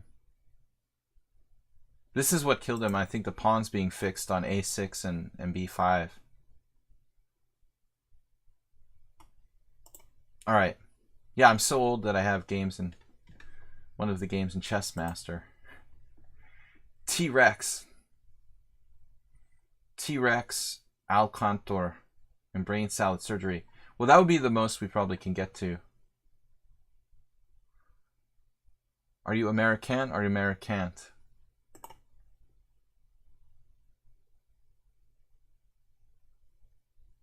Miming out a point.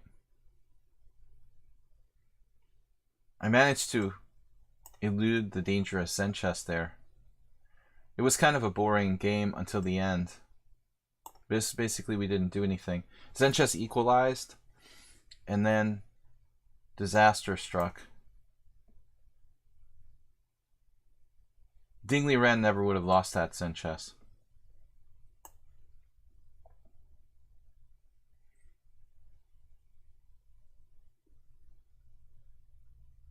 So, I've been playing the c6 a lot lately, but I'm not really happy with the games I've been getting.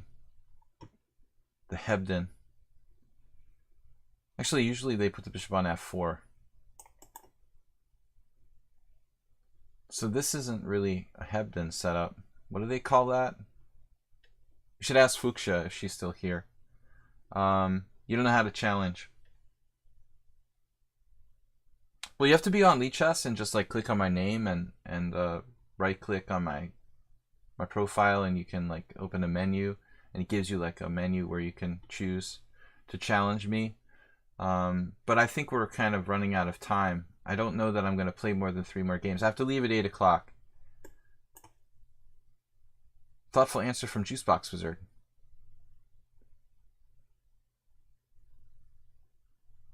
Tough games and chess. Basically, it was a crapshoot. But I was inspired by this endgame that I saw. Similar structure with the pure knight endgame, and white just wins because the space is too much. Interesting. That's a tough position. I mean, it would be interesting to study that and see where exactly you went wrong. Because I think initially the endgame is a draw. I guess like playing b5 was just a positional mistake and completely unnecessary. I mean, I don't think that you have real serious... again, like Dingley Wren never would have played b5 against Magnus in that position. He started getting... Mr. Zen Chess started getting ambitious. That's what Nefedav's first and final mistake against me was playing for a win by avoiding a trade of queens. Oh, your challenge was deleted. Okay, white castle kingside. That's kind of modest. I mean, most people who play these type of setups, they like to play stuff like h3, sort of threaten. Actually, h3, you know, then you don't have h4. But I'm talking about more often when white plays bishop f4. Here, what can white do? I mean, maybe like queen e2, you know, something to kind of wait and not commit to castling kingside. There's nothing wrong with castling kingside, but it's not quite as aggressive. And it lets me know what you're doing, but still. White still has an edge here. It doesn't look like I've really equalized.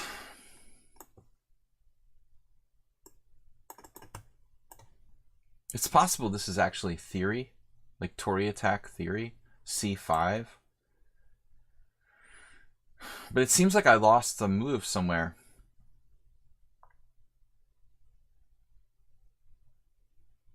Colorado. College educated and everything.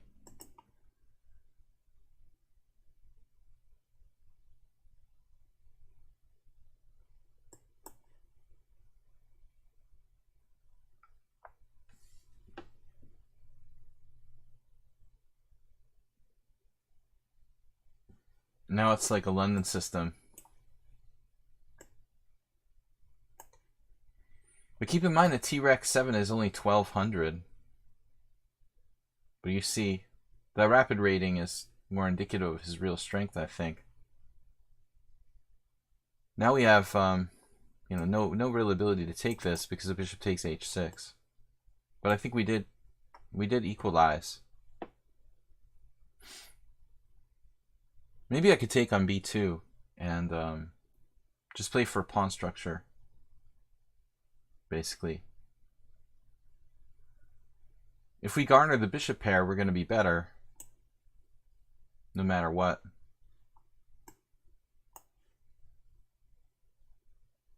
He can't, yeah, I mean, he's kind of screwed now. He has to play like rook e1. That looks bad. T-Rex played a little too fast and didn't calculate. There was really no reason to trade queens on d8, I guess. But already there's a problem. I mean, the bishop's trapped. So I can snatch a pawn on b2.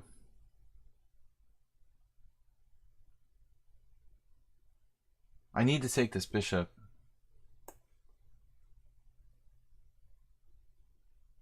If I take on b2, he plays rook b1. I still don't have a back rank mate because the rook and the knight protect e1. Bishop f5 is going to let him play rook takes e7, and I don't really want to lose that pawn. I want to win this position for black. I have the bishop pair, but I also don't want to allow, first of all, a rook on the 7th rank. Secondly, I don't want to let him trade a lot of pawns off if I'm trying to try to win here. So this is kind of a tricky situation. Bishop takes b2, rook b1, and then what? You know, and is that even a good move? Yeah, probably I take rook b1, bishop f6. Still not clear. g5, bishop e5. g5, bishop e5, bishop f5, rook e2. Looks like he's still holding on. So I don't really see a win for black here. Temporarily up a pawn,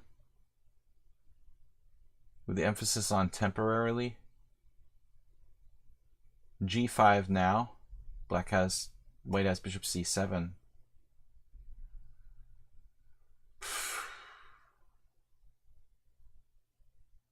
Maybe bishop f5 and g5, something like that. Seems kind of random. If I lose my b7 pawn, I don't really want to lose so many pawns. Okay, I have bishop takes c2, rook e7, bishop c2, rook b2, I lose. So basically I have to play like bishop f6, then he takes on b7. I don't know what I'm doing, taking on c2. I basically just traded everything. And there may not be enough pawns left for me to win this game. I think I screwed up. I take on c2. Ask questions later. I mean, maybe I did win a pawn. Is it enough? I didn't win a pawn. It's equal pawns. What am I talking about? So 2 bishops are pretty good. I have back rank threats. g5.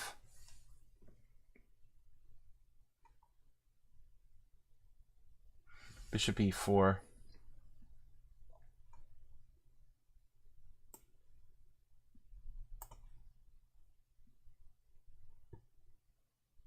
I mean, he's pretty good for 1200. We played once before, I don't recall that.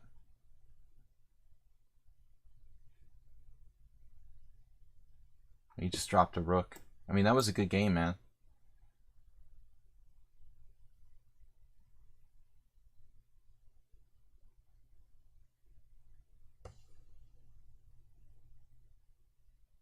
Both sides are happy they won a pawn.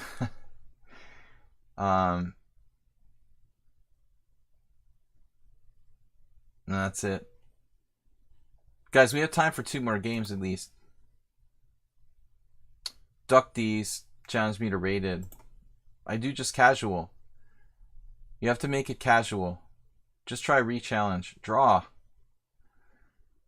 So what's happening here if he doesn't drop his rook? Rook b3, rook b4. It's basically drawish. White's a little worse, but I don't know what I was supposed to do, you know, when I played this position. Knight takes e4. I'm clearly better here, but I missed something. Rook takes e4, bishop takes b2, rook b1. I wanted to play this, but I thought that he's fine.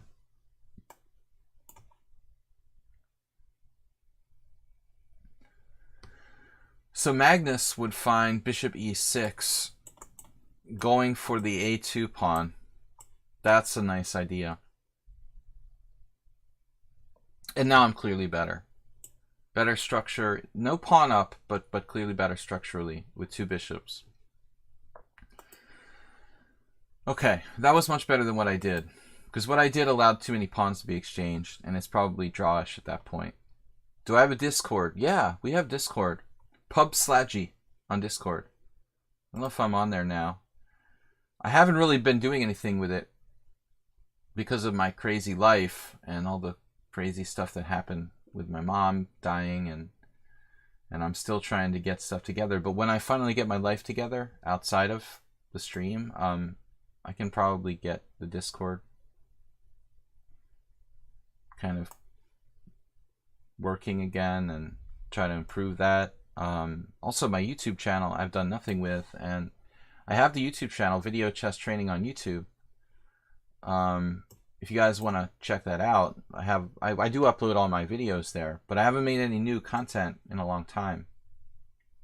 Word of caution. Disclaimer. Bob, just pay $3 million. You can get any school you want. Have your mom pay $3 million. Your mom's not a famous actress, Bob? Oh, that's all right. C takes b5.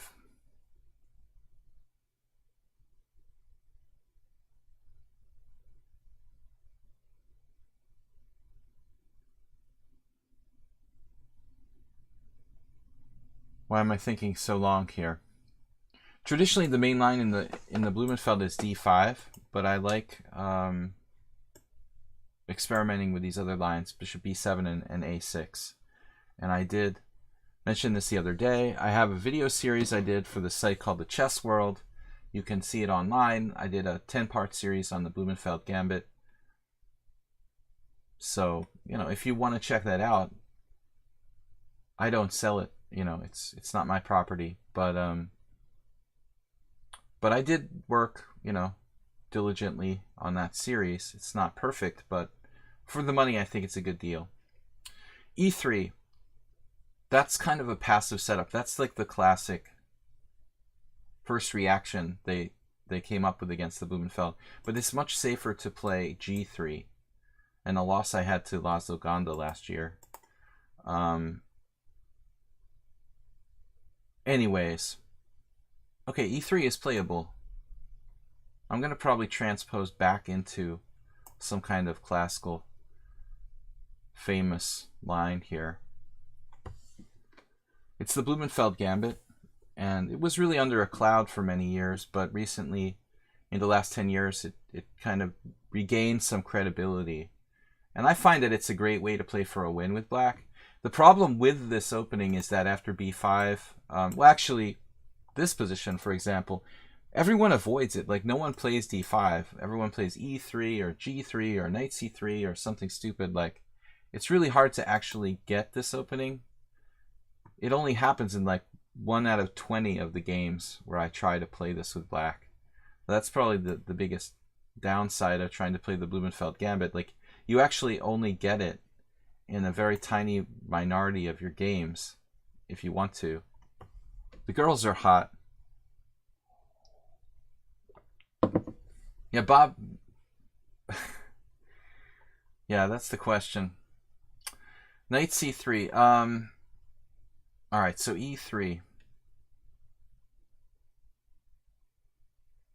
Well, I guess we're gonna try to set up this sort of strategic, classical formation here with bishop d6. If white tries to play e4, he or she would be a tempo down. That's normally a good idea, but I mean, I don't think you can do that in this position without just permanently sacrificing your e-pawn. Probably not great.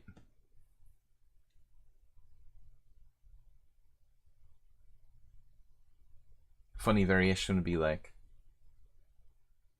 yeah, e4 anyway. Okay, there's a lot of complications that could arise. I'm not going to go into it. I'm wasting a lot of time. They're getting down to like 30 seconds.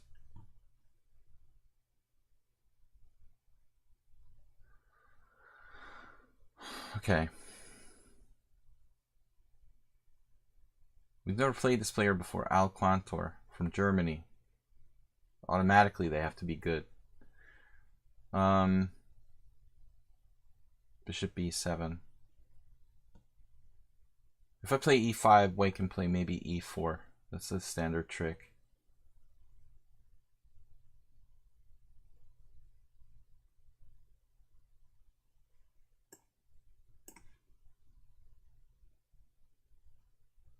I guess I'm trying to like play too thoughtfully for this time control. I do that a lot. Don't you hate it when they don't take on a6? Actually, no. Because I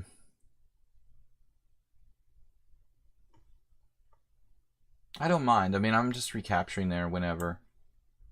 No difference to me. Now I can take on b5 probably. They have a backwardness, although that was interesting timing by Al Quantor. Like, he waited until I moved my knight to d7, and so now I don't have knight c6, knight b4, and those weaknesses over there. It's almost like he did that on purpose. Pretty subtle. I mean, for an 1800, to play the white side of this opening well. Not very common, because you just don't encounter it very often. Generally, people who face it like have a very bad reaction, because it's hard to get it with black, but I mean, you certainly don't face it with white that often. And when you do, like, not too many people know it well with black. The reason why I like playing it, I mean, it creates a lot of imbalance. Yeah, this is the very logical continuation by white. You know, he has some chances. I mean, I'm not really developed completely here. Coffee house attacking themes. But maybe it's time, you know, for like e5 soon.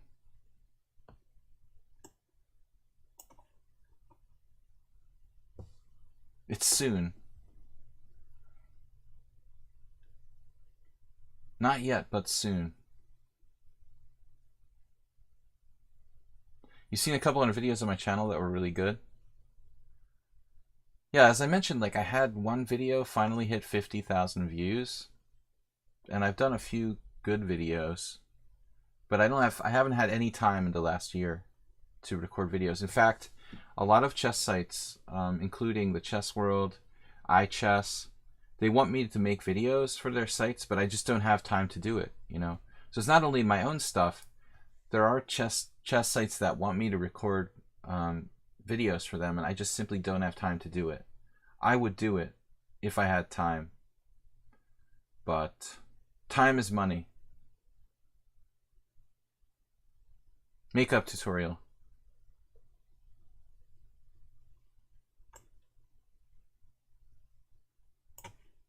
One of my strategy videos. It was viral for a chess video.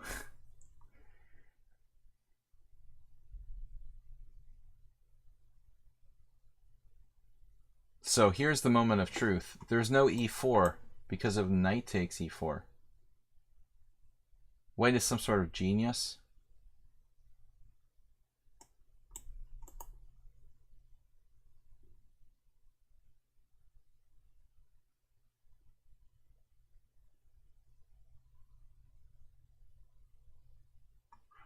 One idea is like rook a6.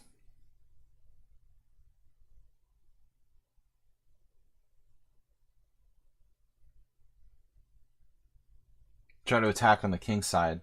I mean, I'm basically pointing all my pieces at the white king. This is a brilliant c by white, kind of freaking me out. I mean, really? Wow. Hopefully it doesn't work because of this. That was my hope. But I mean, knight g5 is like a brilliant move. Like, that's extremely deep for white to come up with that. There's more to it than just like threatening a fork on e6. Any other move, I was gonna like blow white away probably with e4 next. And this is the idea. But I think I can play h6. Hopefully there's no tricks here. That's a really, really nice strategic idea by white. To try to find a way to play e4 to fix my pawns so that the white squares, you know, he or she can attack the white squares. Unfortunately, I think rook a6 managed to save me. And now I just snack on this pawn.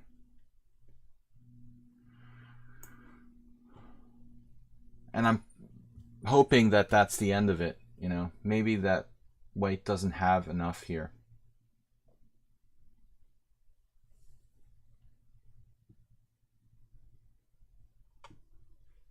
Pawn snacks.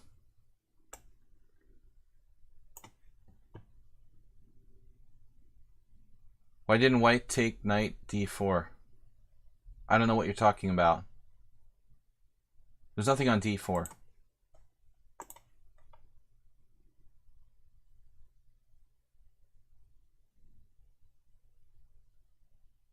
So we got everything under control. Controlled substances. Juicebox Wizard.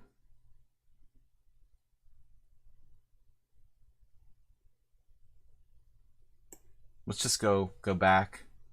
We've done our job. Here's a5. I'll just have to let the a pawn come down.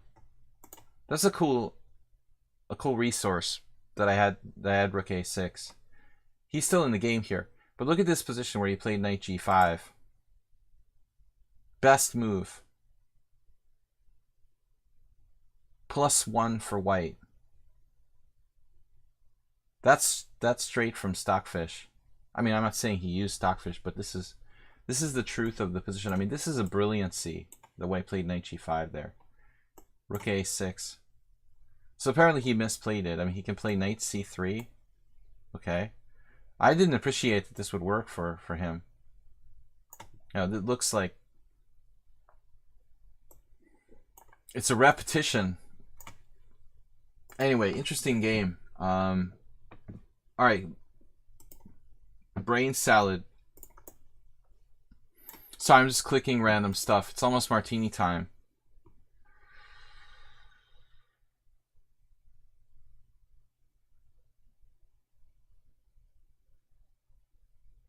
F3 was already, like, I think white was already losing the thread there.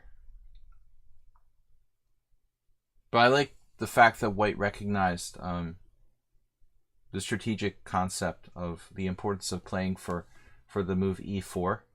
Fuchsia, I don't know if you know anything about like the opening. You know a lot of openings, but what's it called? The note boom variation of the Queen's Gambit, the Slav note boom variation. In that, there's a very strange pawn structure where one side, you know, like the sides have very crazy pawn majorities, and the same thing, like black tries to these sort of freeze the enemy pawn structure with this sort of, oftentimes like a positional pawn sacrifice, like e5 in the noteboom. Here it's e4 by white. But I thought great job by white for finding knight g5. I was sitting there like, please don't play knight g5. Please don't play knight g5. And he's seen it. All right, brain salad surgery. New opponent. Guys, thank you for the support. Dragon BC, Acerbate, Jim. All these guys donated more than 1,000 bits this week. Hardvice and Noodle today, just 1,000. And to everyone else on the list, including Mr. Coffee, thank you guys. I'm going to play my lazy because it's almost martini time. I can do this in my sleep. I've played this system so many times. It's just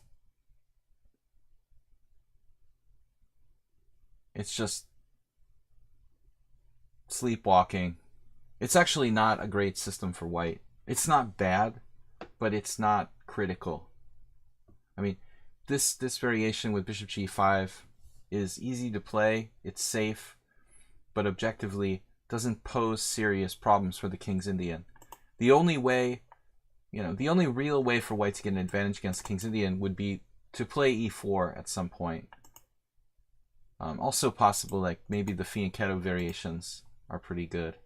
But Brain Salad played c5, which is one of the best moves. I had some Blitz games against Dr. John Nunn, for example, who is a big-time King's Indian expert and author of many books, and also a Benoni expert. So he chose to play c5 against me. And also Grandmaster Mark Hebden, another English GM who I played this against. I think that c5 is probably black's best option, and that is not only in this variation, but actually any kind of system where white plays bishop g5 against the King's Indian. Typically the best plan for black is to revert to a Benoni type of setup. You're basically better off not playing for e5 and giving white that pin. So Brain Salad surgery. I didn't really check if they had 100 games, but they do. This is like a very extreme reaction by black. Queen a5. Hebden played queen b6 against me, I think, in a similar position.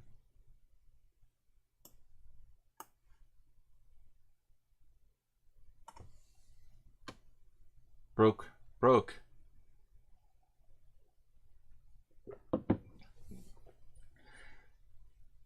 I applied for probate today, but I was joking with my friends. Applied for bankruptcy, but not funny to joke about. All right, d6. I'm almost bankrupt, but not quite. d6. So queen a5, I don't know. When you play a move like that, you've got to react really.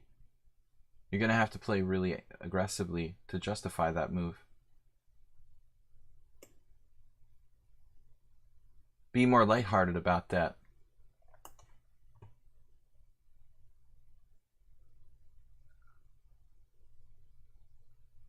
Yeah, I mean, it's not like dying or something, right? It's much less serious than that. Plus, you can always file for bankruptcy. In the United States, anyway.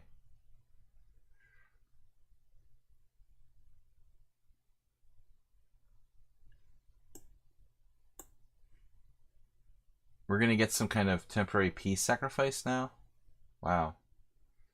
Knight e4, knight e4, f5. Crazy, unclear sort of variation. Black would just compromise his white squares. Pretty much. In that kind of line.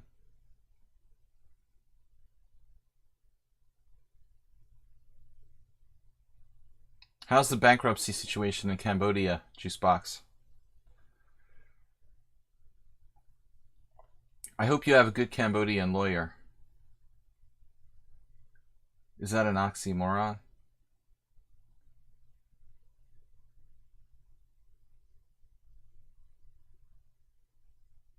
Alright. This is a weird move. Don't like bishop g4. First of all, I can play f3. That weakens my position a bit. Secondly, well, we can play bishop e2, which is good. Keep it simple.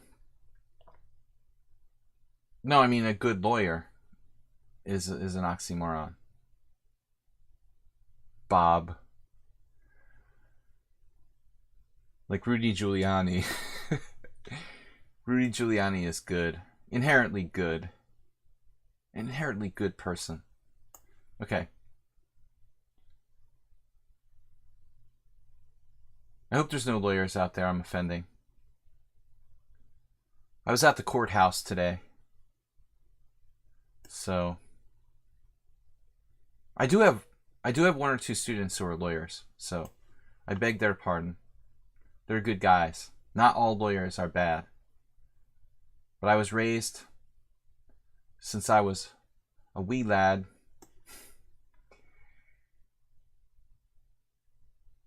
that lawyers were bad guys. All right, e6. I rented an apartment from an ambulance chaser once.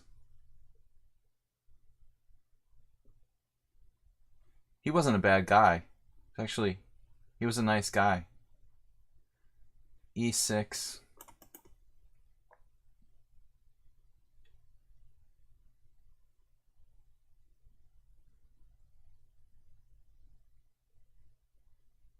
Now, I guess if you have like a slip and fall accident on the property, you know where to go.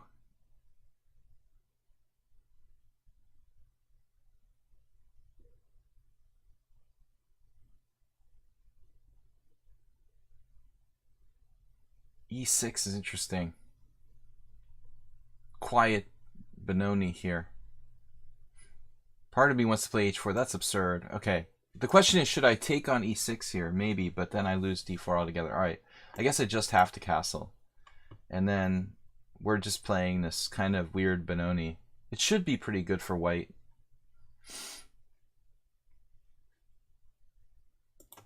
I've got one more game against Duck, who's been waiting patiently. He tried everything to challenge me.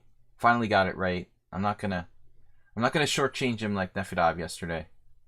Nefedov was very bitter that I didn't go over his game, but our internet collapsed at the end of yesterday's subscriber stream, so it wasn't intentional, Pavel.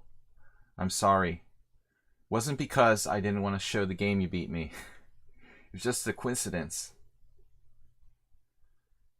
One of those weird coincidences that just seem to happen.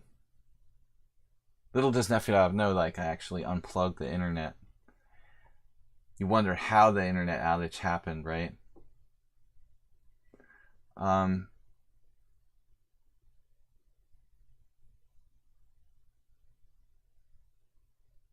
right, guys. Brain salad tanking here.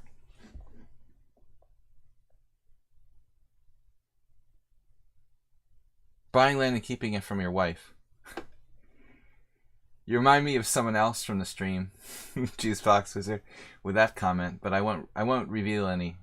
I won't reveal any names. I think Brain Salad might have actually lost his internet. Nope, he's there. Now I don't have to contend with knight c6, knight to d4, so taking on e6 would be a little more viable now than it was before. It's still not really what I wanted to do with my life, but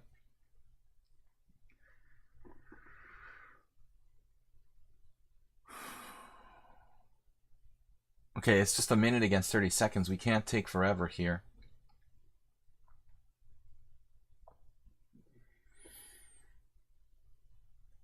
What is the plan, guys? What is the plan?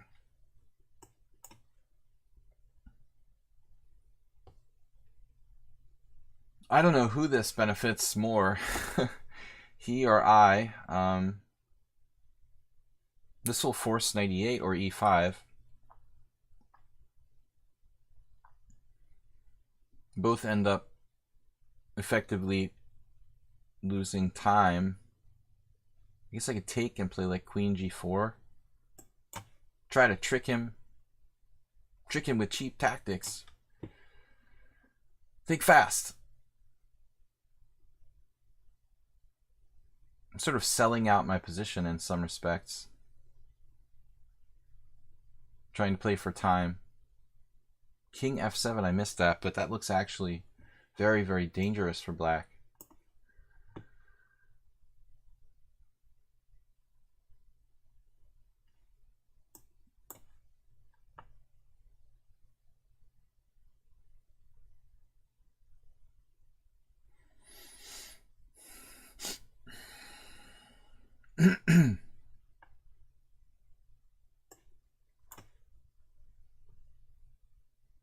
It's a good thing that I can go to c3. There's also takes h7. It's almost a queen. Does that count? Does almost a queen count?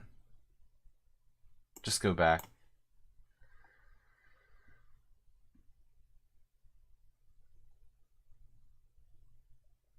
It's like horseshoes.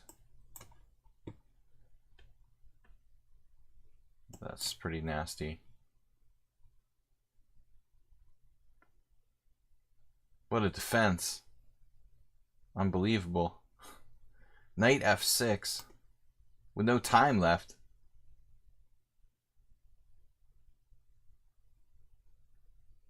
Just when you thought he was going to hang in there. All right, guys. We're almost over time, and I want to watch the Red Sox, but last game. Last game against Duck. Duck, Duck, Goose. Thanks, everybody, for watching and subscribing and supporting the stream. We've got another stream coming up on Sunday. Sunday Simul, 5:30. Same time as this start, 5:30 Eastern Time.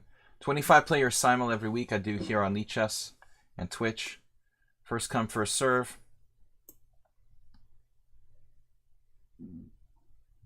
A mysterious and magical land where everything is possible.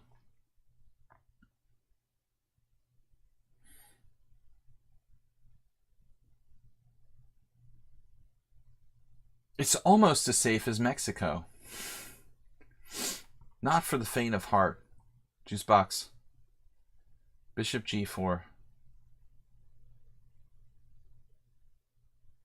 Simul tomorrow. No, sorry, Sunday. My bad. Bishop g4, that's a really weird move. It will probably just transpose to something kind of normal. Sunday Simul, 30 time control. Not tomorrow, the day after. No stream tomorrow. Okay, so it looks like Duck has a system. He has a system in place. The Julian Hodgson Wade defense, it's called. You can basically do this against everything. It's like an all-inclusive vacation package.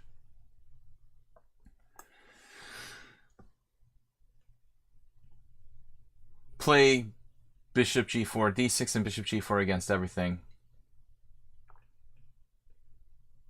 You know, I live in Budapest most of the year, and oddly, I'm in the United States, and my mom in the mail today got a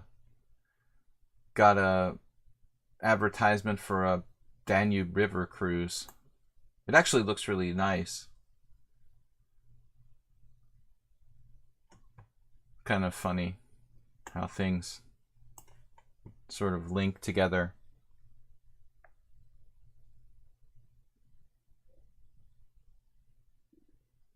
I used to live in the Wild East, but Hungary's kind of become more civilized as opposed to 20 years ago.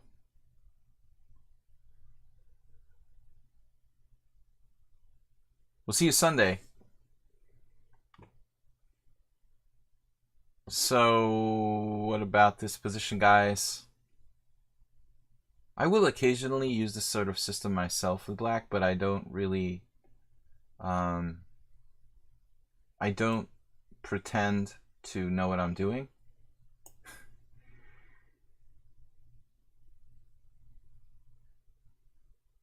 It's kind of like a Slav. My only experience with this was against German international master Dimo Werner, who, I don't know if he's still around. He suffered a stroke at one point, like quite a few years ago, at a relatively young age. Demo played this against me, and I couldn't really make headway against him. Similar sort of position. It's very, very much like a straight up Slav with like bishop f5. This sort of structure arises.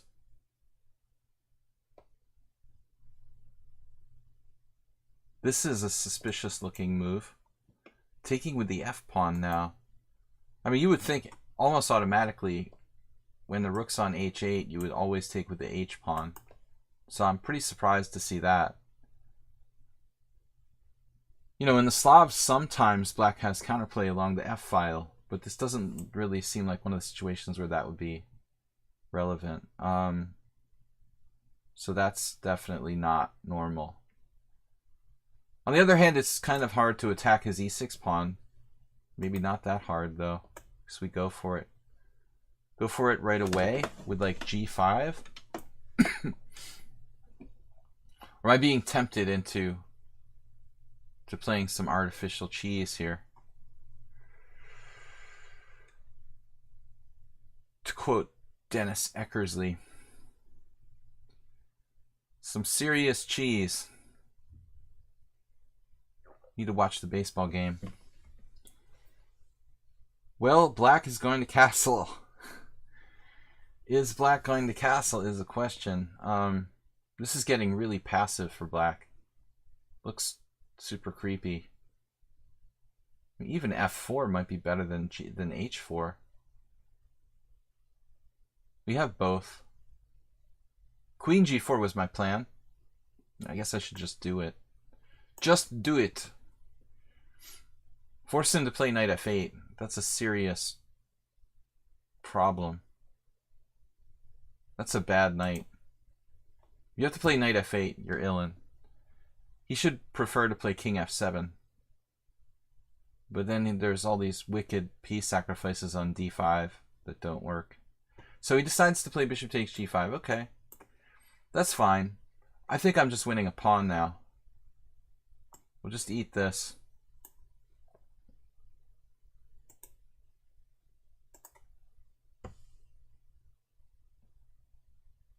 And the whole center is gone.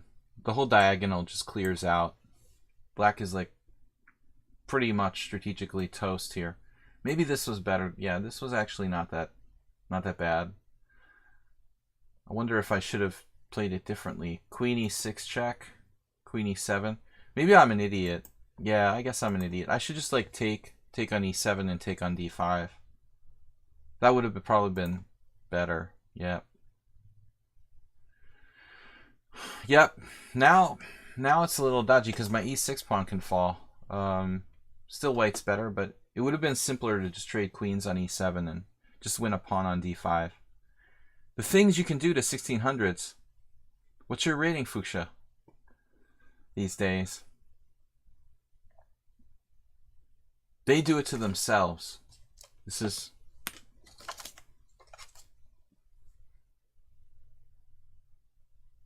Black did it to himself.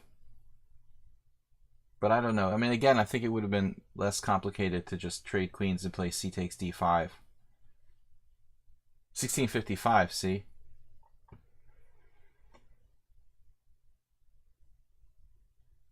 Black is considerably consistent in ratings there. Hey, knight b6 is probably a good move. Nefedov approved. h4.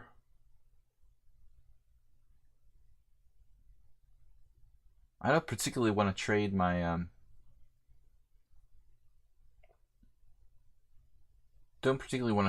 bishop off. I was thinking e4. All right. This is going to leave me with some weaknesses on the dark squares. We just dropped the b. Phew. I'm glad he didn't play bishop takes c1. That wouldn't have been that easy. I'm a little bit thinking like I made a mistake there playing e4, but I'm getting tired and lazy like in the last moment of the stream here. I think that if I had this to do over, I'd probably play something more cautious here, like 94 would have been a good move. I basically got lucky.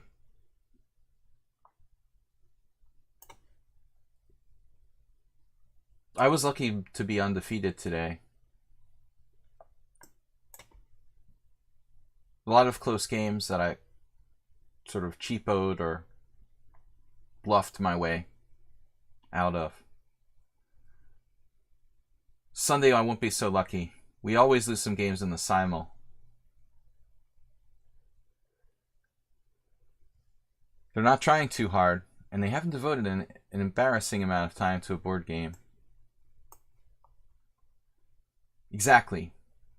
You've summed up my life perfectly. But I also devoted an embarrassing amount of time to poker. And a slightly less embarrassing time to getting a college degree that I never used. So I'm basically good at wasting time. Let's just go. Go with the flow. All right, Juicebox Wizard. Prayer call is over, so I can enjoy a cup of coffee. Sounds fun. Enjoy the life in the jungle. We'll see you on Sunday. I think the IM title makes it worthwhile. It's all worthwhile when the random people on the street are like, "Oh wow, you're a chess master?" When you go to a party and they're like, "Oh, that's really cool." That's what makes it all worthwhile. The girls who are impressed. These pawns are a triumvirate.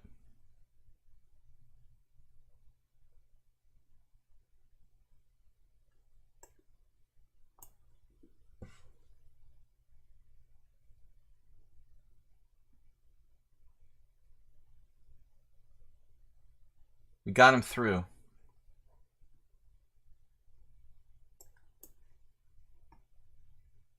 Evil pawns.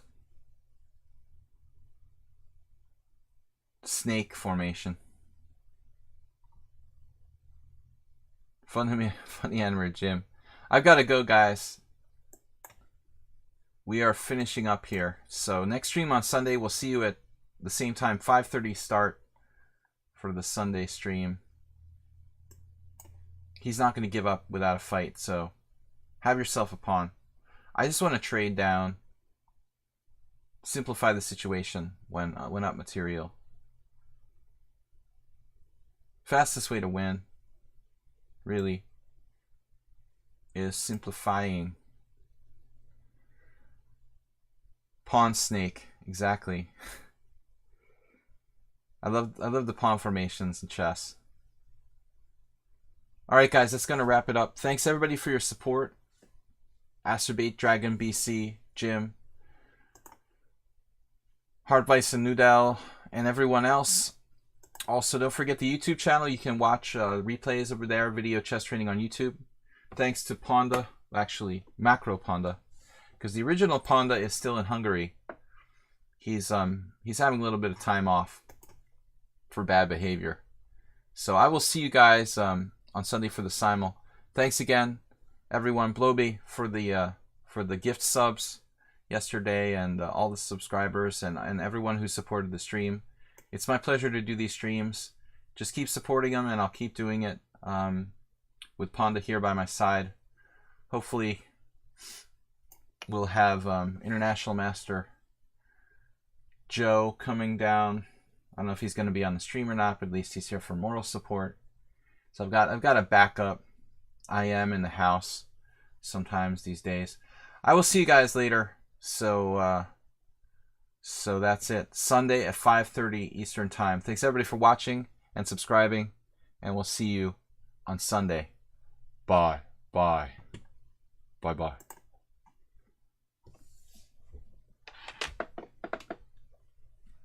Bye-bye. Goodbye. But you're not the real panda. What are you doing, man?